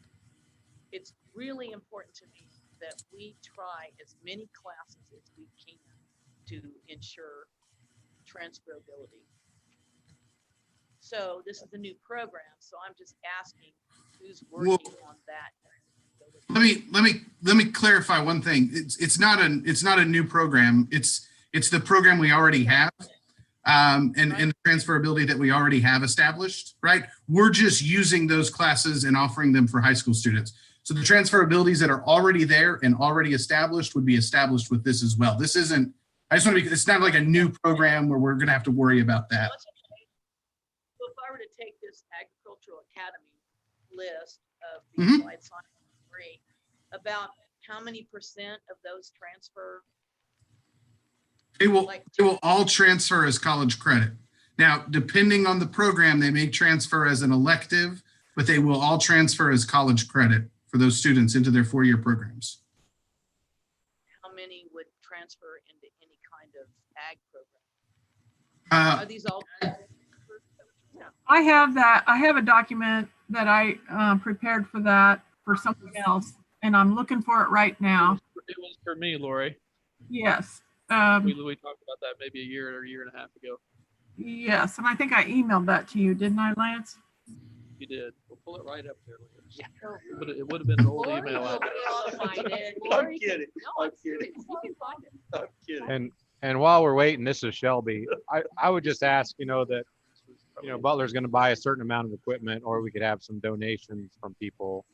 It would be nice to let everybody know, hey, we're having ag in Douglas. Any of you farmers, anybody would like to donate? So let me explain this. Before we make a public announcement about this, and do a PR release. Oh. I mean, the Douglas folks know about it at the high school, Okay. but my expectation is that you guys have it in front of you before we do a press release and tell all of the area ranchers and farmers that we're launching it. So Okay. once you see it, Douglas folks will approve it, and then we can do that. I think that's the intent. Okay. We've got I just great assumed everybody was groups. seeing it tonight.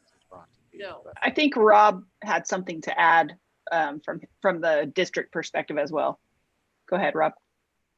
Well, first of all, I would like to thank the trustees for letting me speak tonight. I'd also like to thank the Butler staff and Dr. Featherston as well. This is something that we've been talking about for well over a year and a half. A matter of fact, there is a group of area ag producers, large producers in our area that we have had breakfasts with and had consultation with and visited their facilities.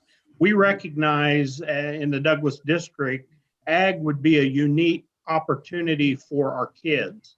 It's one of the fields that is quickly growing in our region in the Midwest. Some of the highest paying jobs are in the area of ag. There are limited students graduating to fill all of the positions. When you think of ag, you think beyond just a regular farm. You think of the technology side, everything associated with modern agriculture. There's so many avenues. So we're really excited. Our Board of Education has been really excited about this opportunity. We feel it fills a niche for our location in Douglas. A matter of fact, a lot of the producers have ties. We've had communications with local people that are involved with Cargill, Prairie Land Partners, multiple producers with feedlots, agronomy, soil sampling and testing companies. There's been a lot of groundwork done and a lot of discussion. So we feel optimistic that there won't be any problem getting sponsorships and support for this program. So, I would be very happy to discuss any other questions that you have. I hope that was helpful. I wanted to mention to the Board of Trustees as well, I appreciate the groundwork that the ag staff has done. And it's been kind of a eye-opening experience to see the benefits of the transferability of classes that would be available for kids. Most of the kids in our area either, like Donnie said, goes to Oklahoma or K-State. The neat opportunity that we have here is we're not building this from the ground up. We're already part of a program that's already established and been vetted. So, that's one of the neat things about this. So that groundwork is there, and we have that opportunity available for all of our kids. So hopefully that helped answer a few questions. Thanks, Rob. I did find my K-State document, so I'm happy to share that with the other trustees if you're interested. But for example, Ag 102, Principles of Animal Science, transfers to K-State straight across as their Principles of Animal Science at K-State. So it's a direct transfer. The Agriculture and Society transfers to them, but it goes in as a general agriculture course because they don't have one that's exactly like that. Ag Economics transfers to K-State straight across as their Ag Economics and Agribusiness course. Fundamentals of Livestock Nutrition. I'm not sure if that's in the pathway because I'm looking at several documents here. It transfers as Fundamentals of Nutrition at K-State. So I mean, we work with K-State very closely. Mel Whiteside is the dean over that division, has regular meetings with the faculty and administrators at K-State, and we work to continue to have our courses transfer there. Thanks, Lori. Thank you, Lori. Well, we can, Lori can email that document to us, and then we can send it on to you. I mean, it shows these classes are part of our overall ag program, so it's going to show you other classes on that list that aren't necessarily part of the pathway, but we'll get that sent to you. To me, ag and Douglas sounds like a really nice. It's a good fit. It's a nice fit. Yeah. That's And perfect. the hope is, of course, with all of those academies, is that you draw some students from the surrounding area. Mm. You know, maybe some Augusta students that want to go. We don't want to go to Douglas. You I'm don't? just We kidding. don't wanna No, go to Douglas. It is good. My only point earlier is like, just keep, that's why I'm here. I just want to keep profitability in mind as we spend money. That's all I'm saying. Well, Just- and- but it sounds like a really good spot for ag. And I asked Donnie because you had a question about costs and stuff. Mhm. And so Donnie, you know, there's not going to be, or Heather, one of you guys, there's not a lot of Prepared to talk about those things. Yeah, I think that briefly. I think Rob covered the partnership part really well, and that's something we're really excited about in this. Is that one of the first things we did is we realized that we have this amazing ag center in El Dorado, and we can use it if we need to, right? If we need to do a field trip there to do some hands-on learning, that's great. But it'd be better to try to find resources in Douglas and around Douglas for students to have those opportunities. And Professor Leibrandt's already making those connections with the help of Superintendent Reynolds. We've been working that already. Why? Because we want it to be a great experience for students first and foremost. Like that's what we want. But second, we also realize that, you know, equipment and different things cost a lot of money. And so we want to think about ways that we can do this where the students get a great experience, but we don't need to invest in a lot of equipment right up front to make sure that that happens. And so we want to provide the best of both. And the partnerships is the key to do that. And those are already happening. That's been part of the conversations to this point. So to answer your question, there's not a lot of upfront cost in terms of equipment. We will need to do some furniture. That is an upfront cost. But beyond that, and also the model we're using, because the faculty are already there, the agriculture faculty are already there, we've worked with their schedules. So it would essentially be the adjunct pay rate for the instructors to teach it. And so if we think about that and we look at that, you know, our typical goal in a pathway is around 10 students, right? That's where we really start to see the cohort model develop really well. But even at 5 students, right? Even if we only had 5 students, we would still be generating revenue with this approach at only 5 students, which is great, right? I mean, that's obviously a good thing. Our goal is always 10 students. We want that, and I can give you more specifics on that if you'd like. But I think that you know, we've kind of thought about that carefully and planned around that somewhat. So yeah.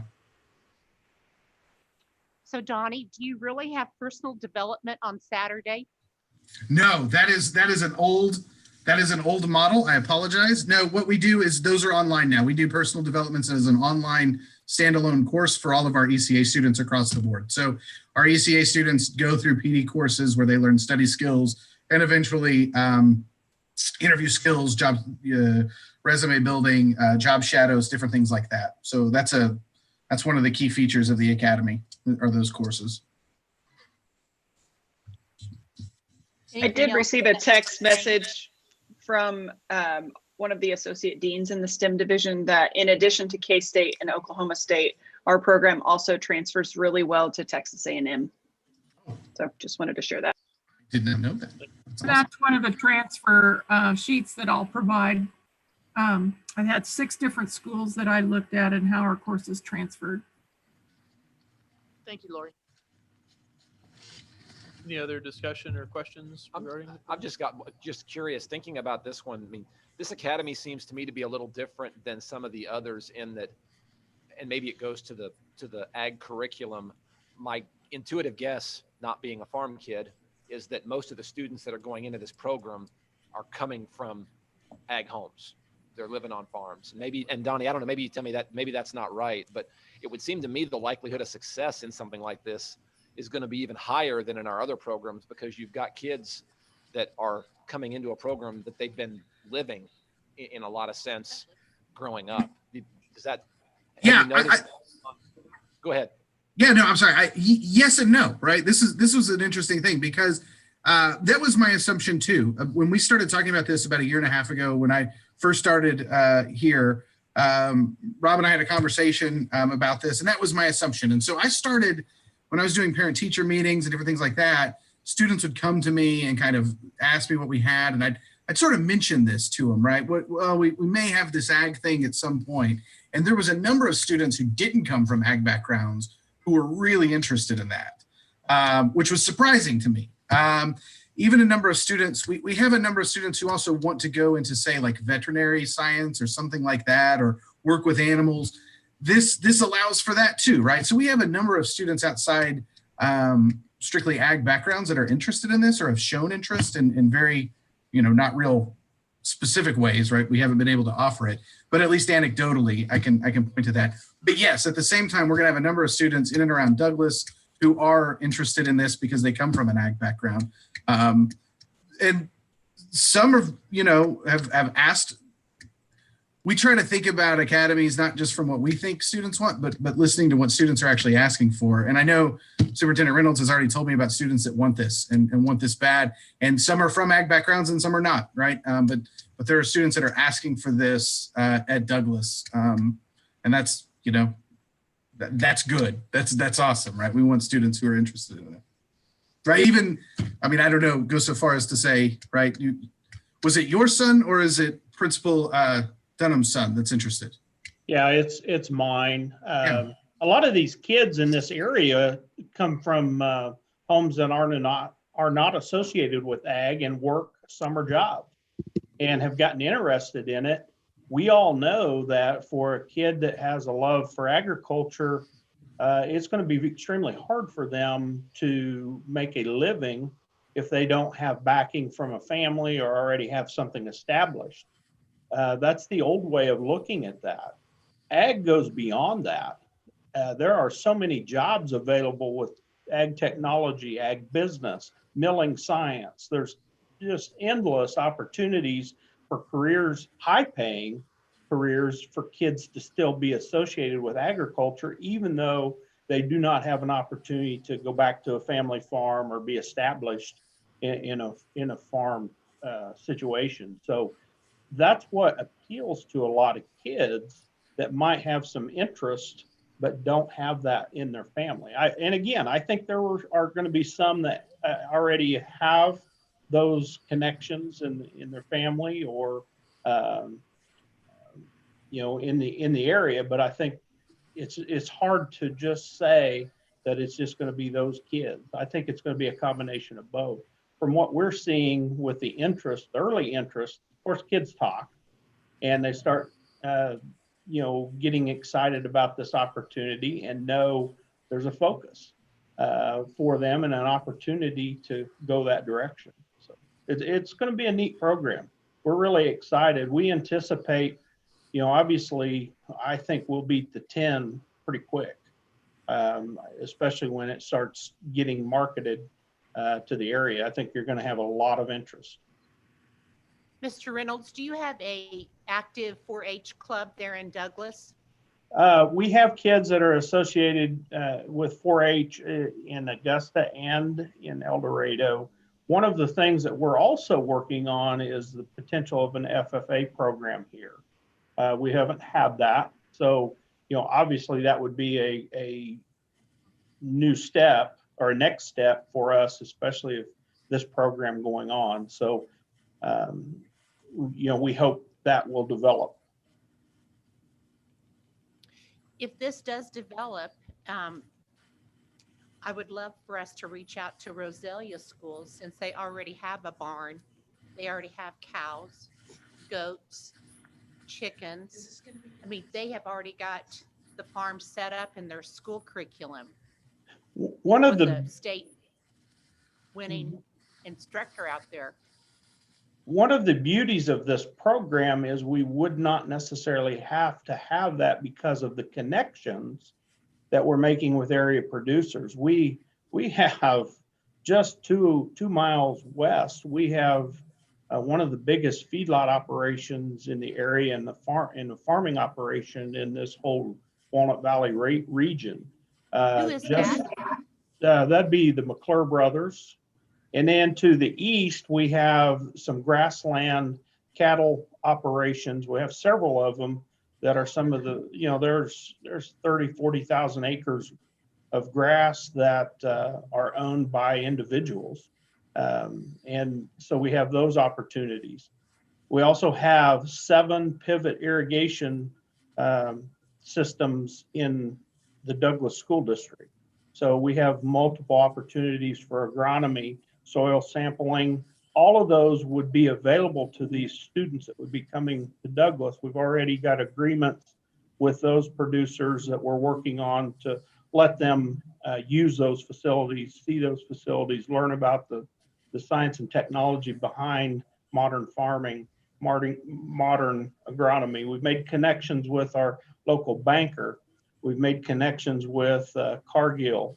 So there's just a tremendous amount of opportunity here for this program, which we're really excited about. And I agree, some of these FFA programs that are in the area, those students would be very interested in this opportunity as well. Thank you very much, Rob. I think Yes. if there's any other comments, we'll go ahead and call the roll. Those are the questions. Thank you, Donnie. Great. We need more people to know how to make Heather. food. Appreciate it. Thank you. Shelby, Thank you all very much. Shelby, if your kid wants in culinary, our applications just opened last week. So encourage him, right? We're taking the applications now. Okay, good. Awesome. Thank you. Okay, so I'll call the vote. Trustee Good, Yes. Trustee Law, Yes. Trustee Rhodes, Yes. Trustee Winslow. Yep. Trustee Lechtenberg, Yes. Trustee Smith. Yes. And so we'll move on. We had one item removed from the consent agenda regarding the approval for Brandon Leach. So I would entertain a motion for that, and then we can have some discussion. So moved. Is there a second? Yes. It's been moved and seconded to approve Brandon Leach as the construction technology faculty. Any discussion? Or Yeah, comments? I have Mel is on Zoom and Shelley's on Zoom as well. I know Shelby had some questions and was kind of interested in credentials and some of those kinds of things. I just looked them up online, and we in the trades don't like architects, designers, or interior designers. So this seems his background, so it gets my cockles up, like, well, my hackles. But it's like, so I just want to ask you more questions of, what he's done. Yeah, Mel's teed up to talk about what the job description was and what his responsibilities are, and what. You're not asking that, are you? No, I it's was part, asking but what it's his- part of, Yeah, I his think it construction provides some experience background or for background. Shelby about his experience and stuff. And then what so. he's doing in the program. Yeah. Oh. Can you hear me okay? Mel, are you? There you are. There you are, Mel. Yeah. Yep. No, we are very excited to have Brandon Leach joining us. Brandon is not only a high school teacher currently, he's been teaching for 7 years. Currently teaches at El Dorado High School. And for about 12 to 13 years, he's been also operating his own business. For example, he has, I think he said he's got 62 projects that he completed last year, housing projects that he worked on. He's got extensive experience in curriculum design. Matter of fact, he has a master's in curriculum and instruction from Wichita State. So he's got a great background. Our advisory committee, we had an interview committee rather. We had 2 gentlemen represent our advisory committee. and Tyler Den from Wildcat Construction, and Clovis Bayless, who is from Conco. Both of them were very excited about Brandon, thinks he can bring a lot to the table, to the program. The interview committee unanimously selected Brandon to be our construction tech faculty member. He has lots of connections with industry. He's going to do a great job for us. So just really excited to have Brandon joining us. Any other questions? How many applicants did you have? Well, that's a great question. We only had 2. And I can tell you part of the challenge with only having 2 applicants is, the pay isn't great. And so, we did let our advisory committee, we made them aware of the position. They posted the position. A couple of them posted the position at their companies. We reached out to many different connections we had through our industry advisory committee, but that's what we ended up with. I might add that Mel posted the position on September 22nd, and he closed it on December 10th. So it sat there most of the fall semester with only those 2 applicants coming through. That's correct. It's one of the challenges that we have in the technical areas sometimes is being able to hire people at a wage that they're, maybe used to earning. And we're constrained by that through the master agreement. But really Brandon's been hired to launch this program, recruit students, get it off the ground, but also through his industry connections. I mean, there'll be industry experts that'll come in and help teach, a lot of those specific trades and things like that. But, his responsibility right now is to really try and get this program launched and get some students into it. I was just curious, come fall when we get going, is he teaching installing stair treads and building cabinets? Is that him personally, or does he get adjuncts to do that? We'll have adjuncts to help with that. And People I don't that know have what classes, I'm not sure what classes are on the schedule for fall. Right. Actually. I just want to make sure that a professional is teaching, Yeah. a set course. Yeah. It's hard to learn. Right. You can get some general skills, but people that have had a lot of experience they know what to share. That'll save you lots of time. And I think that's the value of the connections that we have, our advisory, the importance of the advisory committees that we have for all the technical programs is that those folks are resources for us as well. And really can help us in those areas. And a lot of them, a lot of the folks on the advisory committees volunteer to do some of that teaching for us, or, we'll take those classes. So. Yeah. And I think the other thing we wanted to do for, again, because we got, 40 trustees, Shelley's on, I think, is just clarify the process when a faculty, very few contracts come to you guys, but the faculty contracts do. But Shelley wanted to just tell you, kind of clarify for everybody why these contracts are on the agenda for you to approve and what that means from an HR perspective. So thank you, Mel. Shelley, you on? You're welcome. I am here. Thanks. Good evening, everyone. Well, I'll be. Hi. I just wanted to visit a little bit about, because I know it kind of sometimes is confusing where you see some contracts that'll come forward before the board, or some resignations or retirements, and not others. And so I just kind of wanted to reiterate a little bit about how that comes to be, and why those are purposely put on your agenda or purposely left off. But the board is responsible for approving contracts for the college, and the employment contracts for which the Board of Trustees enter into contractual agreement with others is for faculty, our advising staff, and our coaches. Those are the only 3 categories of employees that we actually do contract agreements with. And the reason for that is that the majority of those fall under what would be considered teaching contracts. And under the state statute, there are many different regulatory guidelines that pertain to how we deal with and we orchestrate contracts with teachers. And so some of those are K-12 teachers, some of them are post-secondary teachers, but they're all considered teachers. And the Board of Trustees is considered a board, sort of like a board of education, where it relates to the community colleges and their contractual obligation to the teaching population, or the professional employees as they're related to. So when we hire a new faculty member, we are putting that contract before you for a couple of reasons. One, so that you do know that you've entered into an agreement with a faculty member. And two, because generally there's a monetary equivalent with their salary that you need to be aware of and approve, just like you would any other contract that may be over a certain amount of money. So we need to make sure that you're aware of those contractual agreements and obligations that the college has and that the Board of Trustees is entering into.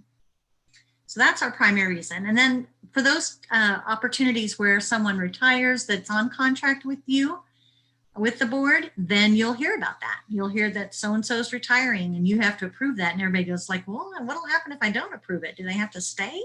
But basically it's a courtesy for you to know when those contracts are being relinquished, either in the most part for reasons that they have instituted. If there are reasons on the college side that we do not wish to continue a contract with someone, you would be involved in that process as well. As a non-renewal, you would have to approve a non-renewed contract as well. So those are some things from the employment side. Now, the remaining staff, operations, administrative staff, and so forth, they are all considered employment at will. They're under the employment at will statute in the state of Kansas, meaning they are not under contract and they are free to separate their employment at any time with or without cause and with or without notice. And the employer has that similar right to separate their employment at any time with or without notice, because we are not bound by contract. So that's a little bit of the differences there. Does anybody have any questions about that? When checking an applicant, before you give them the contract, you call the references. Do you also call the employer for a check, background check? We have a whole hiring process, of course, and it's pretty regimented into what we do and how we make offers. We make all offers contingent on a background check and that they pass that successfully, and that there are certain education processes that we follow as to whether or not that would, something in their background would preclude them from coming on board with us. We do references. We require 2 references. We require that they validate, that we can validate their employment. We make sure that we have a hiring committee where there's more than one person that has interviewed a candidate for employment. They must pass muster through HR before they can be hired. So there is a pretty complete process in our hiring process.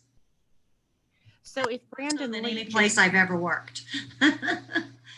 if Brandon Leach is going to start his contract with us on January 1st, he's breaking a contract at 457. That's quite possible, yes. And he has, that's his obligation, is to end his contract in his previous, in his current school. Well, I feel Lori's got some additional information for that. Yeah, go ahead, Lori. He will be working as an adjunct for the spring semester, and his full-time faculty contract will not start until August 1. Oh, okay. I didn't know that. Thank you, Lori. What's he going to do as an adjunct? He is going to help get the program up and running. He'll be attending advisory committee meetings, helping get equipment organized in the classroom set up. Mel has some duties already put in writing that we will ask him to complete. He will get I believe it was 6 credit hours of lead pay to begin those leading the department functions. He'll likely be involved if Mel is interviewing adjunct faculty. He'll likely participate in those if possible. He did not feel comfortable breaking his contract with El Dorado School District. I'm glad to hear that. That makes me feel better about this. What was he teaching? He currently, I'm sorry, Lori. Go ahead. No. Brandon is currently teaching many of the shop classes and the computer-aided design drafting classes for El Dorado. And how long has he taught at El Dorado? I believe he's finishing out his 3rd year.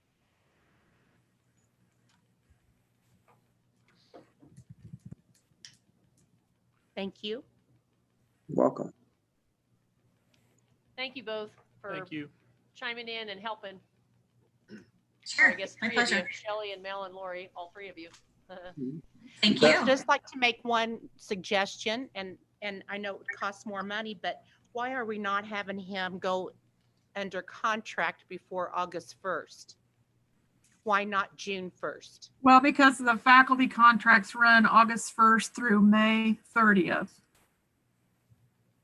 So that's why he will work in an adjunct capacity up through that point.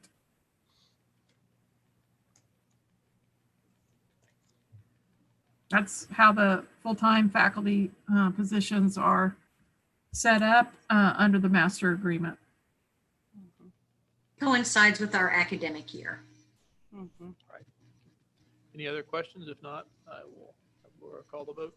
I'd just like to make a statement. This being the construction technology degree, which I've been doing for 25 years, I'll probably be a little nosy and go around, check out what they're doing, watch them build some cabinets. So if they see me That's fine. around, I'm not trying to cause trouble. I just, Nope. Just let that's what I us do. know. And yeah, Let us know. The appropriate thing is to give a heads up that that you'll be there, so the Right. instructor and the students know who you are. yeah. Yeah. Trustee Good, Oh, sorry. Please come back to me. okay. Trustee Law, Yes. Trustee Rhodes, Yes. Trustee Winslow, Come back. Trustee Lechtenberg, Yes. Trustee Smith. You guys are making me, You folks are he's approving. already been hired. We just have to approve He it. has been hired. He's I mean, been as a offered joke, I job. was going to say I'm going to vote no, just so he knows I got my eye on him as a contractor.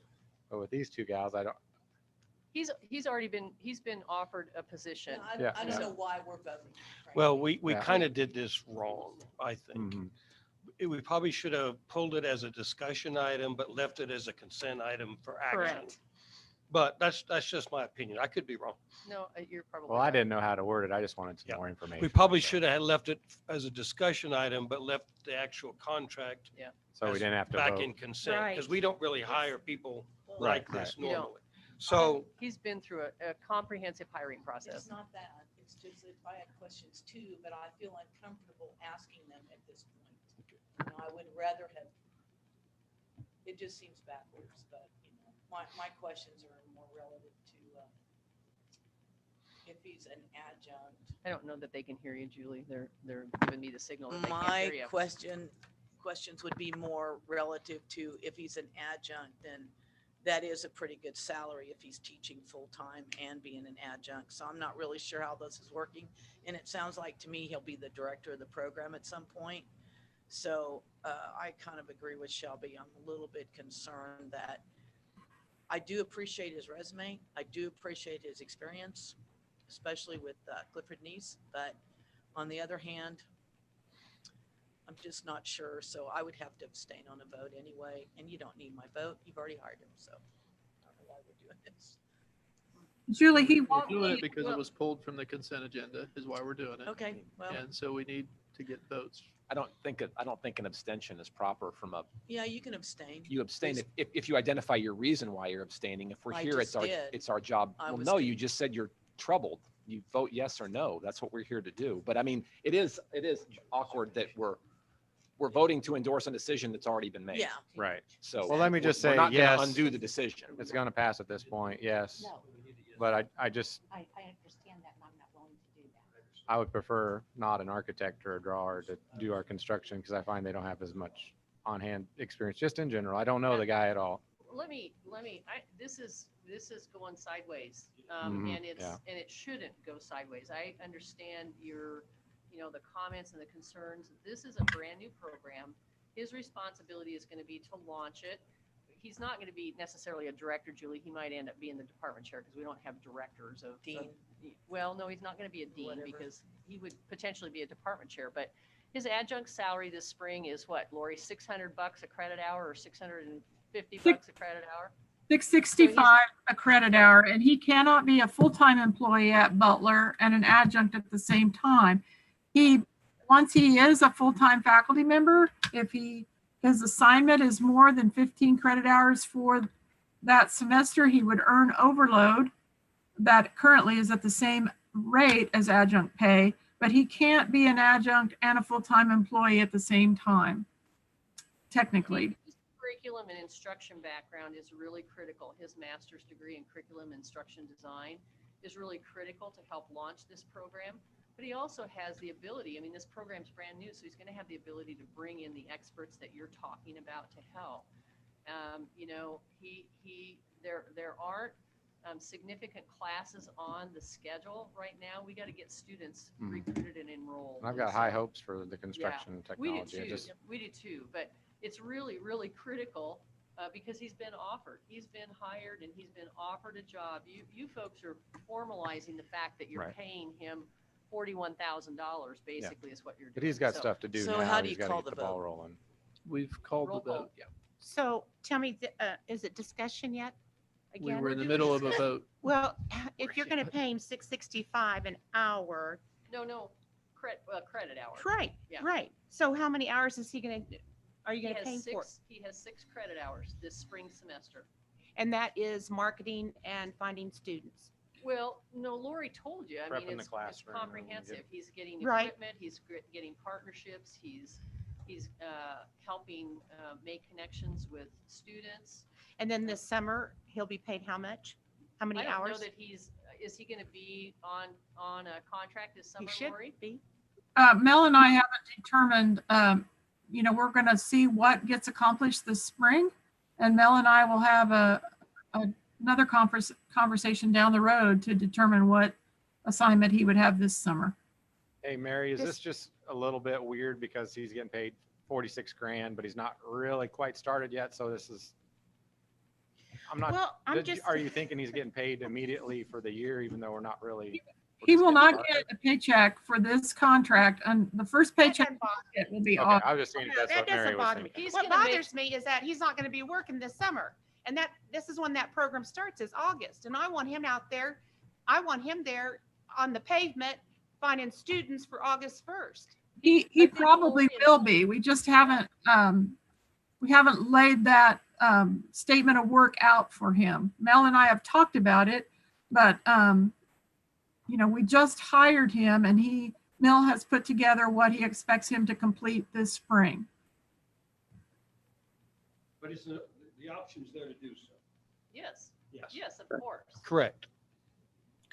Yeah, there will be plenty for him to do this summer, potentially. Mel, I think what Lori's saying is that they just have not lined out what they're doing right now is looking at the 6 credit hours this spring semester, and they will work on the summer time frame and responsibilities before he starts in August. It would make sense for him to work during the summer and help us. Yes, it would. But not on his full-time contract doesn't start Right, until I August. totally so agree. he would. I'm not worried about Yeah. that. So I'm not worried about that. Give This- Lori and Mel some time to work that out with him. I think that's the important thing. Mary Martha, I would like to point out that we haven't made summer assignments for any of our faculty yet. We don't begin making summer assignments until March 1st for adjuncts. And so the timeline, he will have an assignment, but summer assignments aren't started with adjuncts until March 1st. So let me just go through this one more time. He's going to have his full-time teaching position at El Dorado High School. He's also going to be paid as an adjunct instructor at Butler, not teaching classes, but getting things ready, correct? Yes. And are you challenging him to have a class ready to go of 10 kids by August? I mean, does he have challenges to meet? Does he have a consequence? Does he have a plan? May I speak to that, Lori? Yes. So we do expect him to meet with the high schools that will allow it, because the high schools have many more restrictions in place, as you know. It will be a challenge for him to get out and meet with the high school counselors and the students.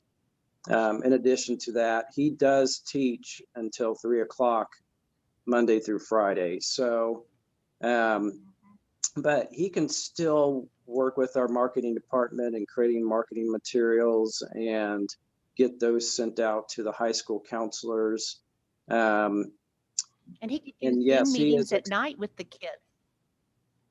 Yeah, if the high schools will allow it, or we can host events here at Butler. So unfortunately, there are just so many restrictions in place right now. It is going to make it more challenging for him. But I will tell you, Brandon is a very ambitious person. He really is excited about this and wants to make it work. And I really do think, a year from now, we're going to see some really exciting things with the construction technology program because of many of the connections Brandon does have. And I think with his high school experience, that's going to also complement the program. He can relate with the high school teachers and the high school counselors. So looking forward to it. Are there any other questions? Thank you, Mel. Bet. Point out that Donnie Featherston will also promote it through the high schools, through the academies. That's good. So I think we need to go back and get the motion resolved, which would be a call to the vote. And there were 4 that voted. We need 2 other votes, Mary Martha and Julie. I will vote yes. And Julie? I think I have to abstain.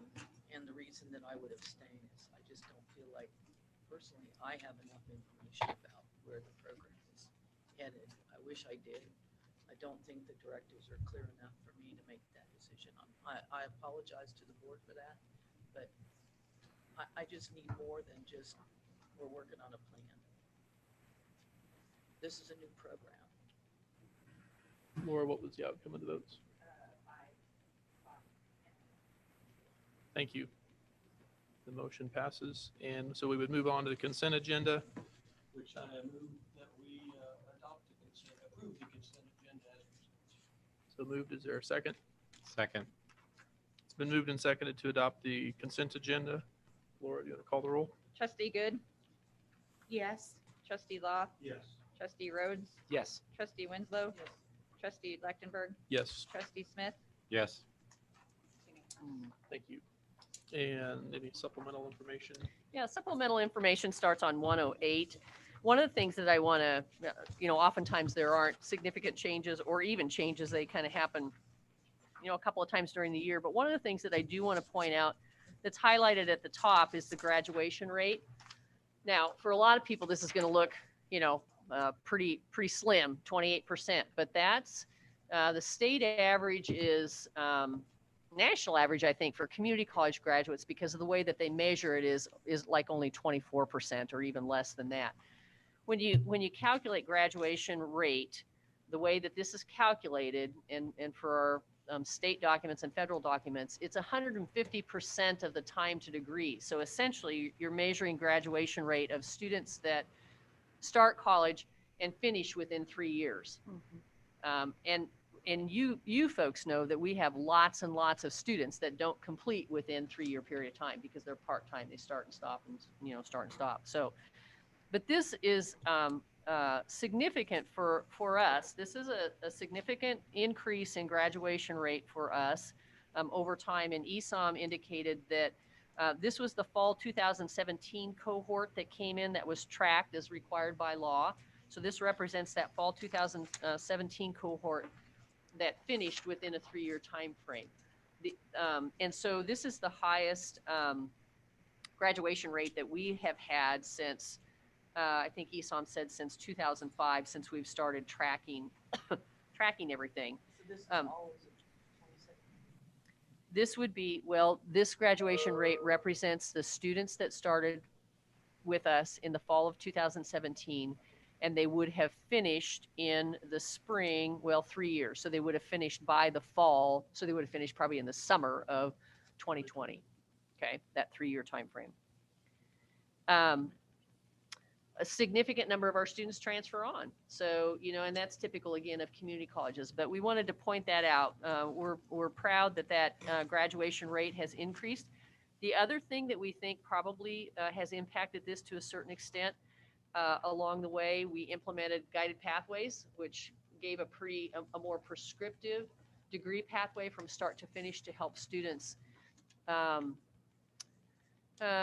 you know, have a more defined degree plan. They weren't taking as many electives, or they didn't have to choose from as many electives. It helps them save time and save money. So we think probably the guided pathways implementation helped with this as well. But just wanted to put that in front of you.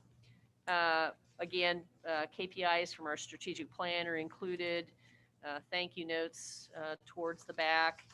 And I don't. On 108, you said Esam was going to talk to us next month about that, kind of go over what all the numbers mean. Yeah, we And the can do that. We can have Esam, you know, kind of run through either that. Esam, when will we have changes on the rest of these coming up? Is it February? The bulk of those will come in towards the end of February, early March, as the data gets certified by the Department of Education.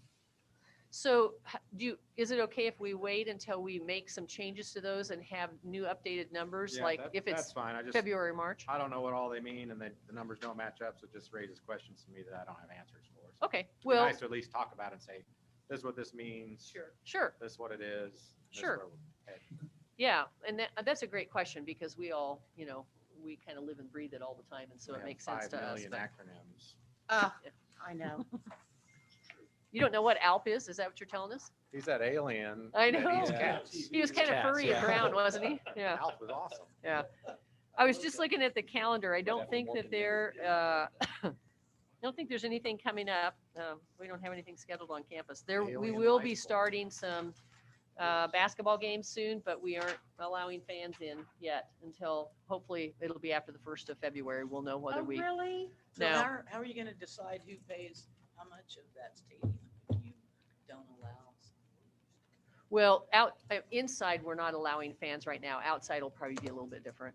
So Is that a local decision or is that a district or a conference decision? the Jayhawk Conference presidents decided collectively for the conference that we weren't for volleyball, basketball games, anything that was inside, we were not going to allow fans through the end of January, and that we would get together again the very first part of February. I'm sorry, through the end of January, we would meet again to decide when we got to the first part of February to see what case numbers are like, and the guidelines that are in place right now are very specific about you know, who can be in the gym and how many numbers can be, and how, you know, we have to socially distance our teams, and temperature checks and screening and all kinds of stuff. So we're So- following those guidelines. Have you given us a pass yet to get into the A games? pass? I don't think we have Not yet for because this there year. haven't been any events, Okay, but we'll get so- those to you. I won't be able to go to these in January. But I can make you one. But I mean, we won't be able to. No, they're not allowing No. fan attendance Not anyways. inside, not yet. Be a rebel, Mary. Just So I would like, I would just Well, like to probably not say because that of COVID, Julie. I handed out conflict of interest policy, and I need those back tonight from everyone. So just take The 2 back minutes, page of that handout. 2 minutes to fill that out and give it to me before you leave, Did please. you give me one? I did. You did? Haven't we done like So if 3 everybody of will these get in the their- last 6 months? Or We just- got to do them annually. Oh, because it's I want to see January. the ticket takers Yeah. tonight and for access when she shows Yeah, me We too. can adjourn before we do that, right? Yes, yes. All right. So I move we adjourn, No, I'm Mr. not. Chairman. No, I would like to ask one other thing. Well, you can ask it after adjournment if you want to. No, I don't care. Go ahead Second and the ask. adjournment. You just go right ahead. I move we adjourn. Is there a second? We're all Okay, we're fine. afraid of Mary Martha now, and no one's gonna say Okay, anything. fine. Nobody wants to cross Mary Martha.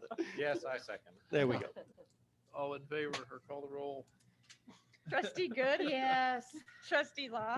Yes. Trustee Rhodes? Yes. Trustee Winslow? Yes. Trustee Lechtenberg? Yes. Trustee Smith? Yes. He's adjourned. I would like for Adjourn. us to start, when we start our meeting, I think we need to start saying the Pledge of Allegiance. We I'll second have that. just recognized all of the people, and I don't know whether you saw who all the people were for Veterans Day. service, yes. And I think the county does it, the city does it, and we're a government agency, and I think we should be getting our gluteus maximus out of the chair and saying the Pledge of Allegiance reverently. Are we still taping? Because I would hope we keep taping till the end of the meeting, especially if Mary Martha's gonna. The Maybe meeting's we can technically hire- over. Maximum done. suggestions. It's done, right? Yeah.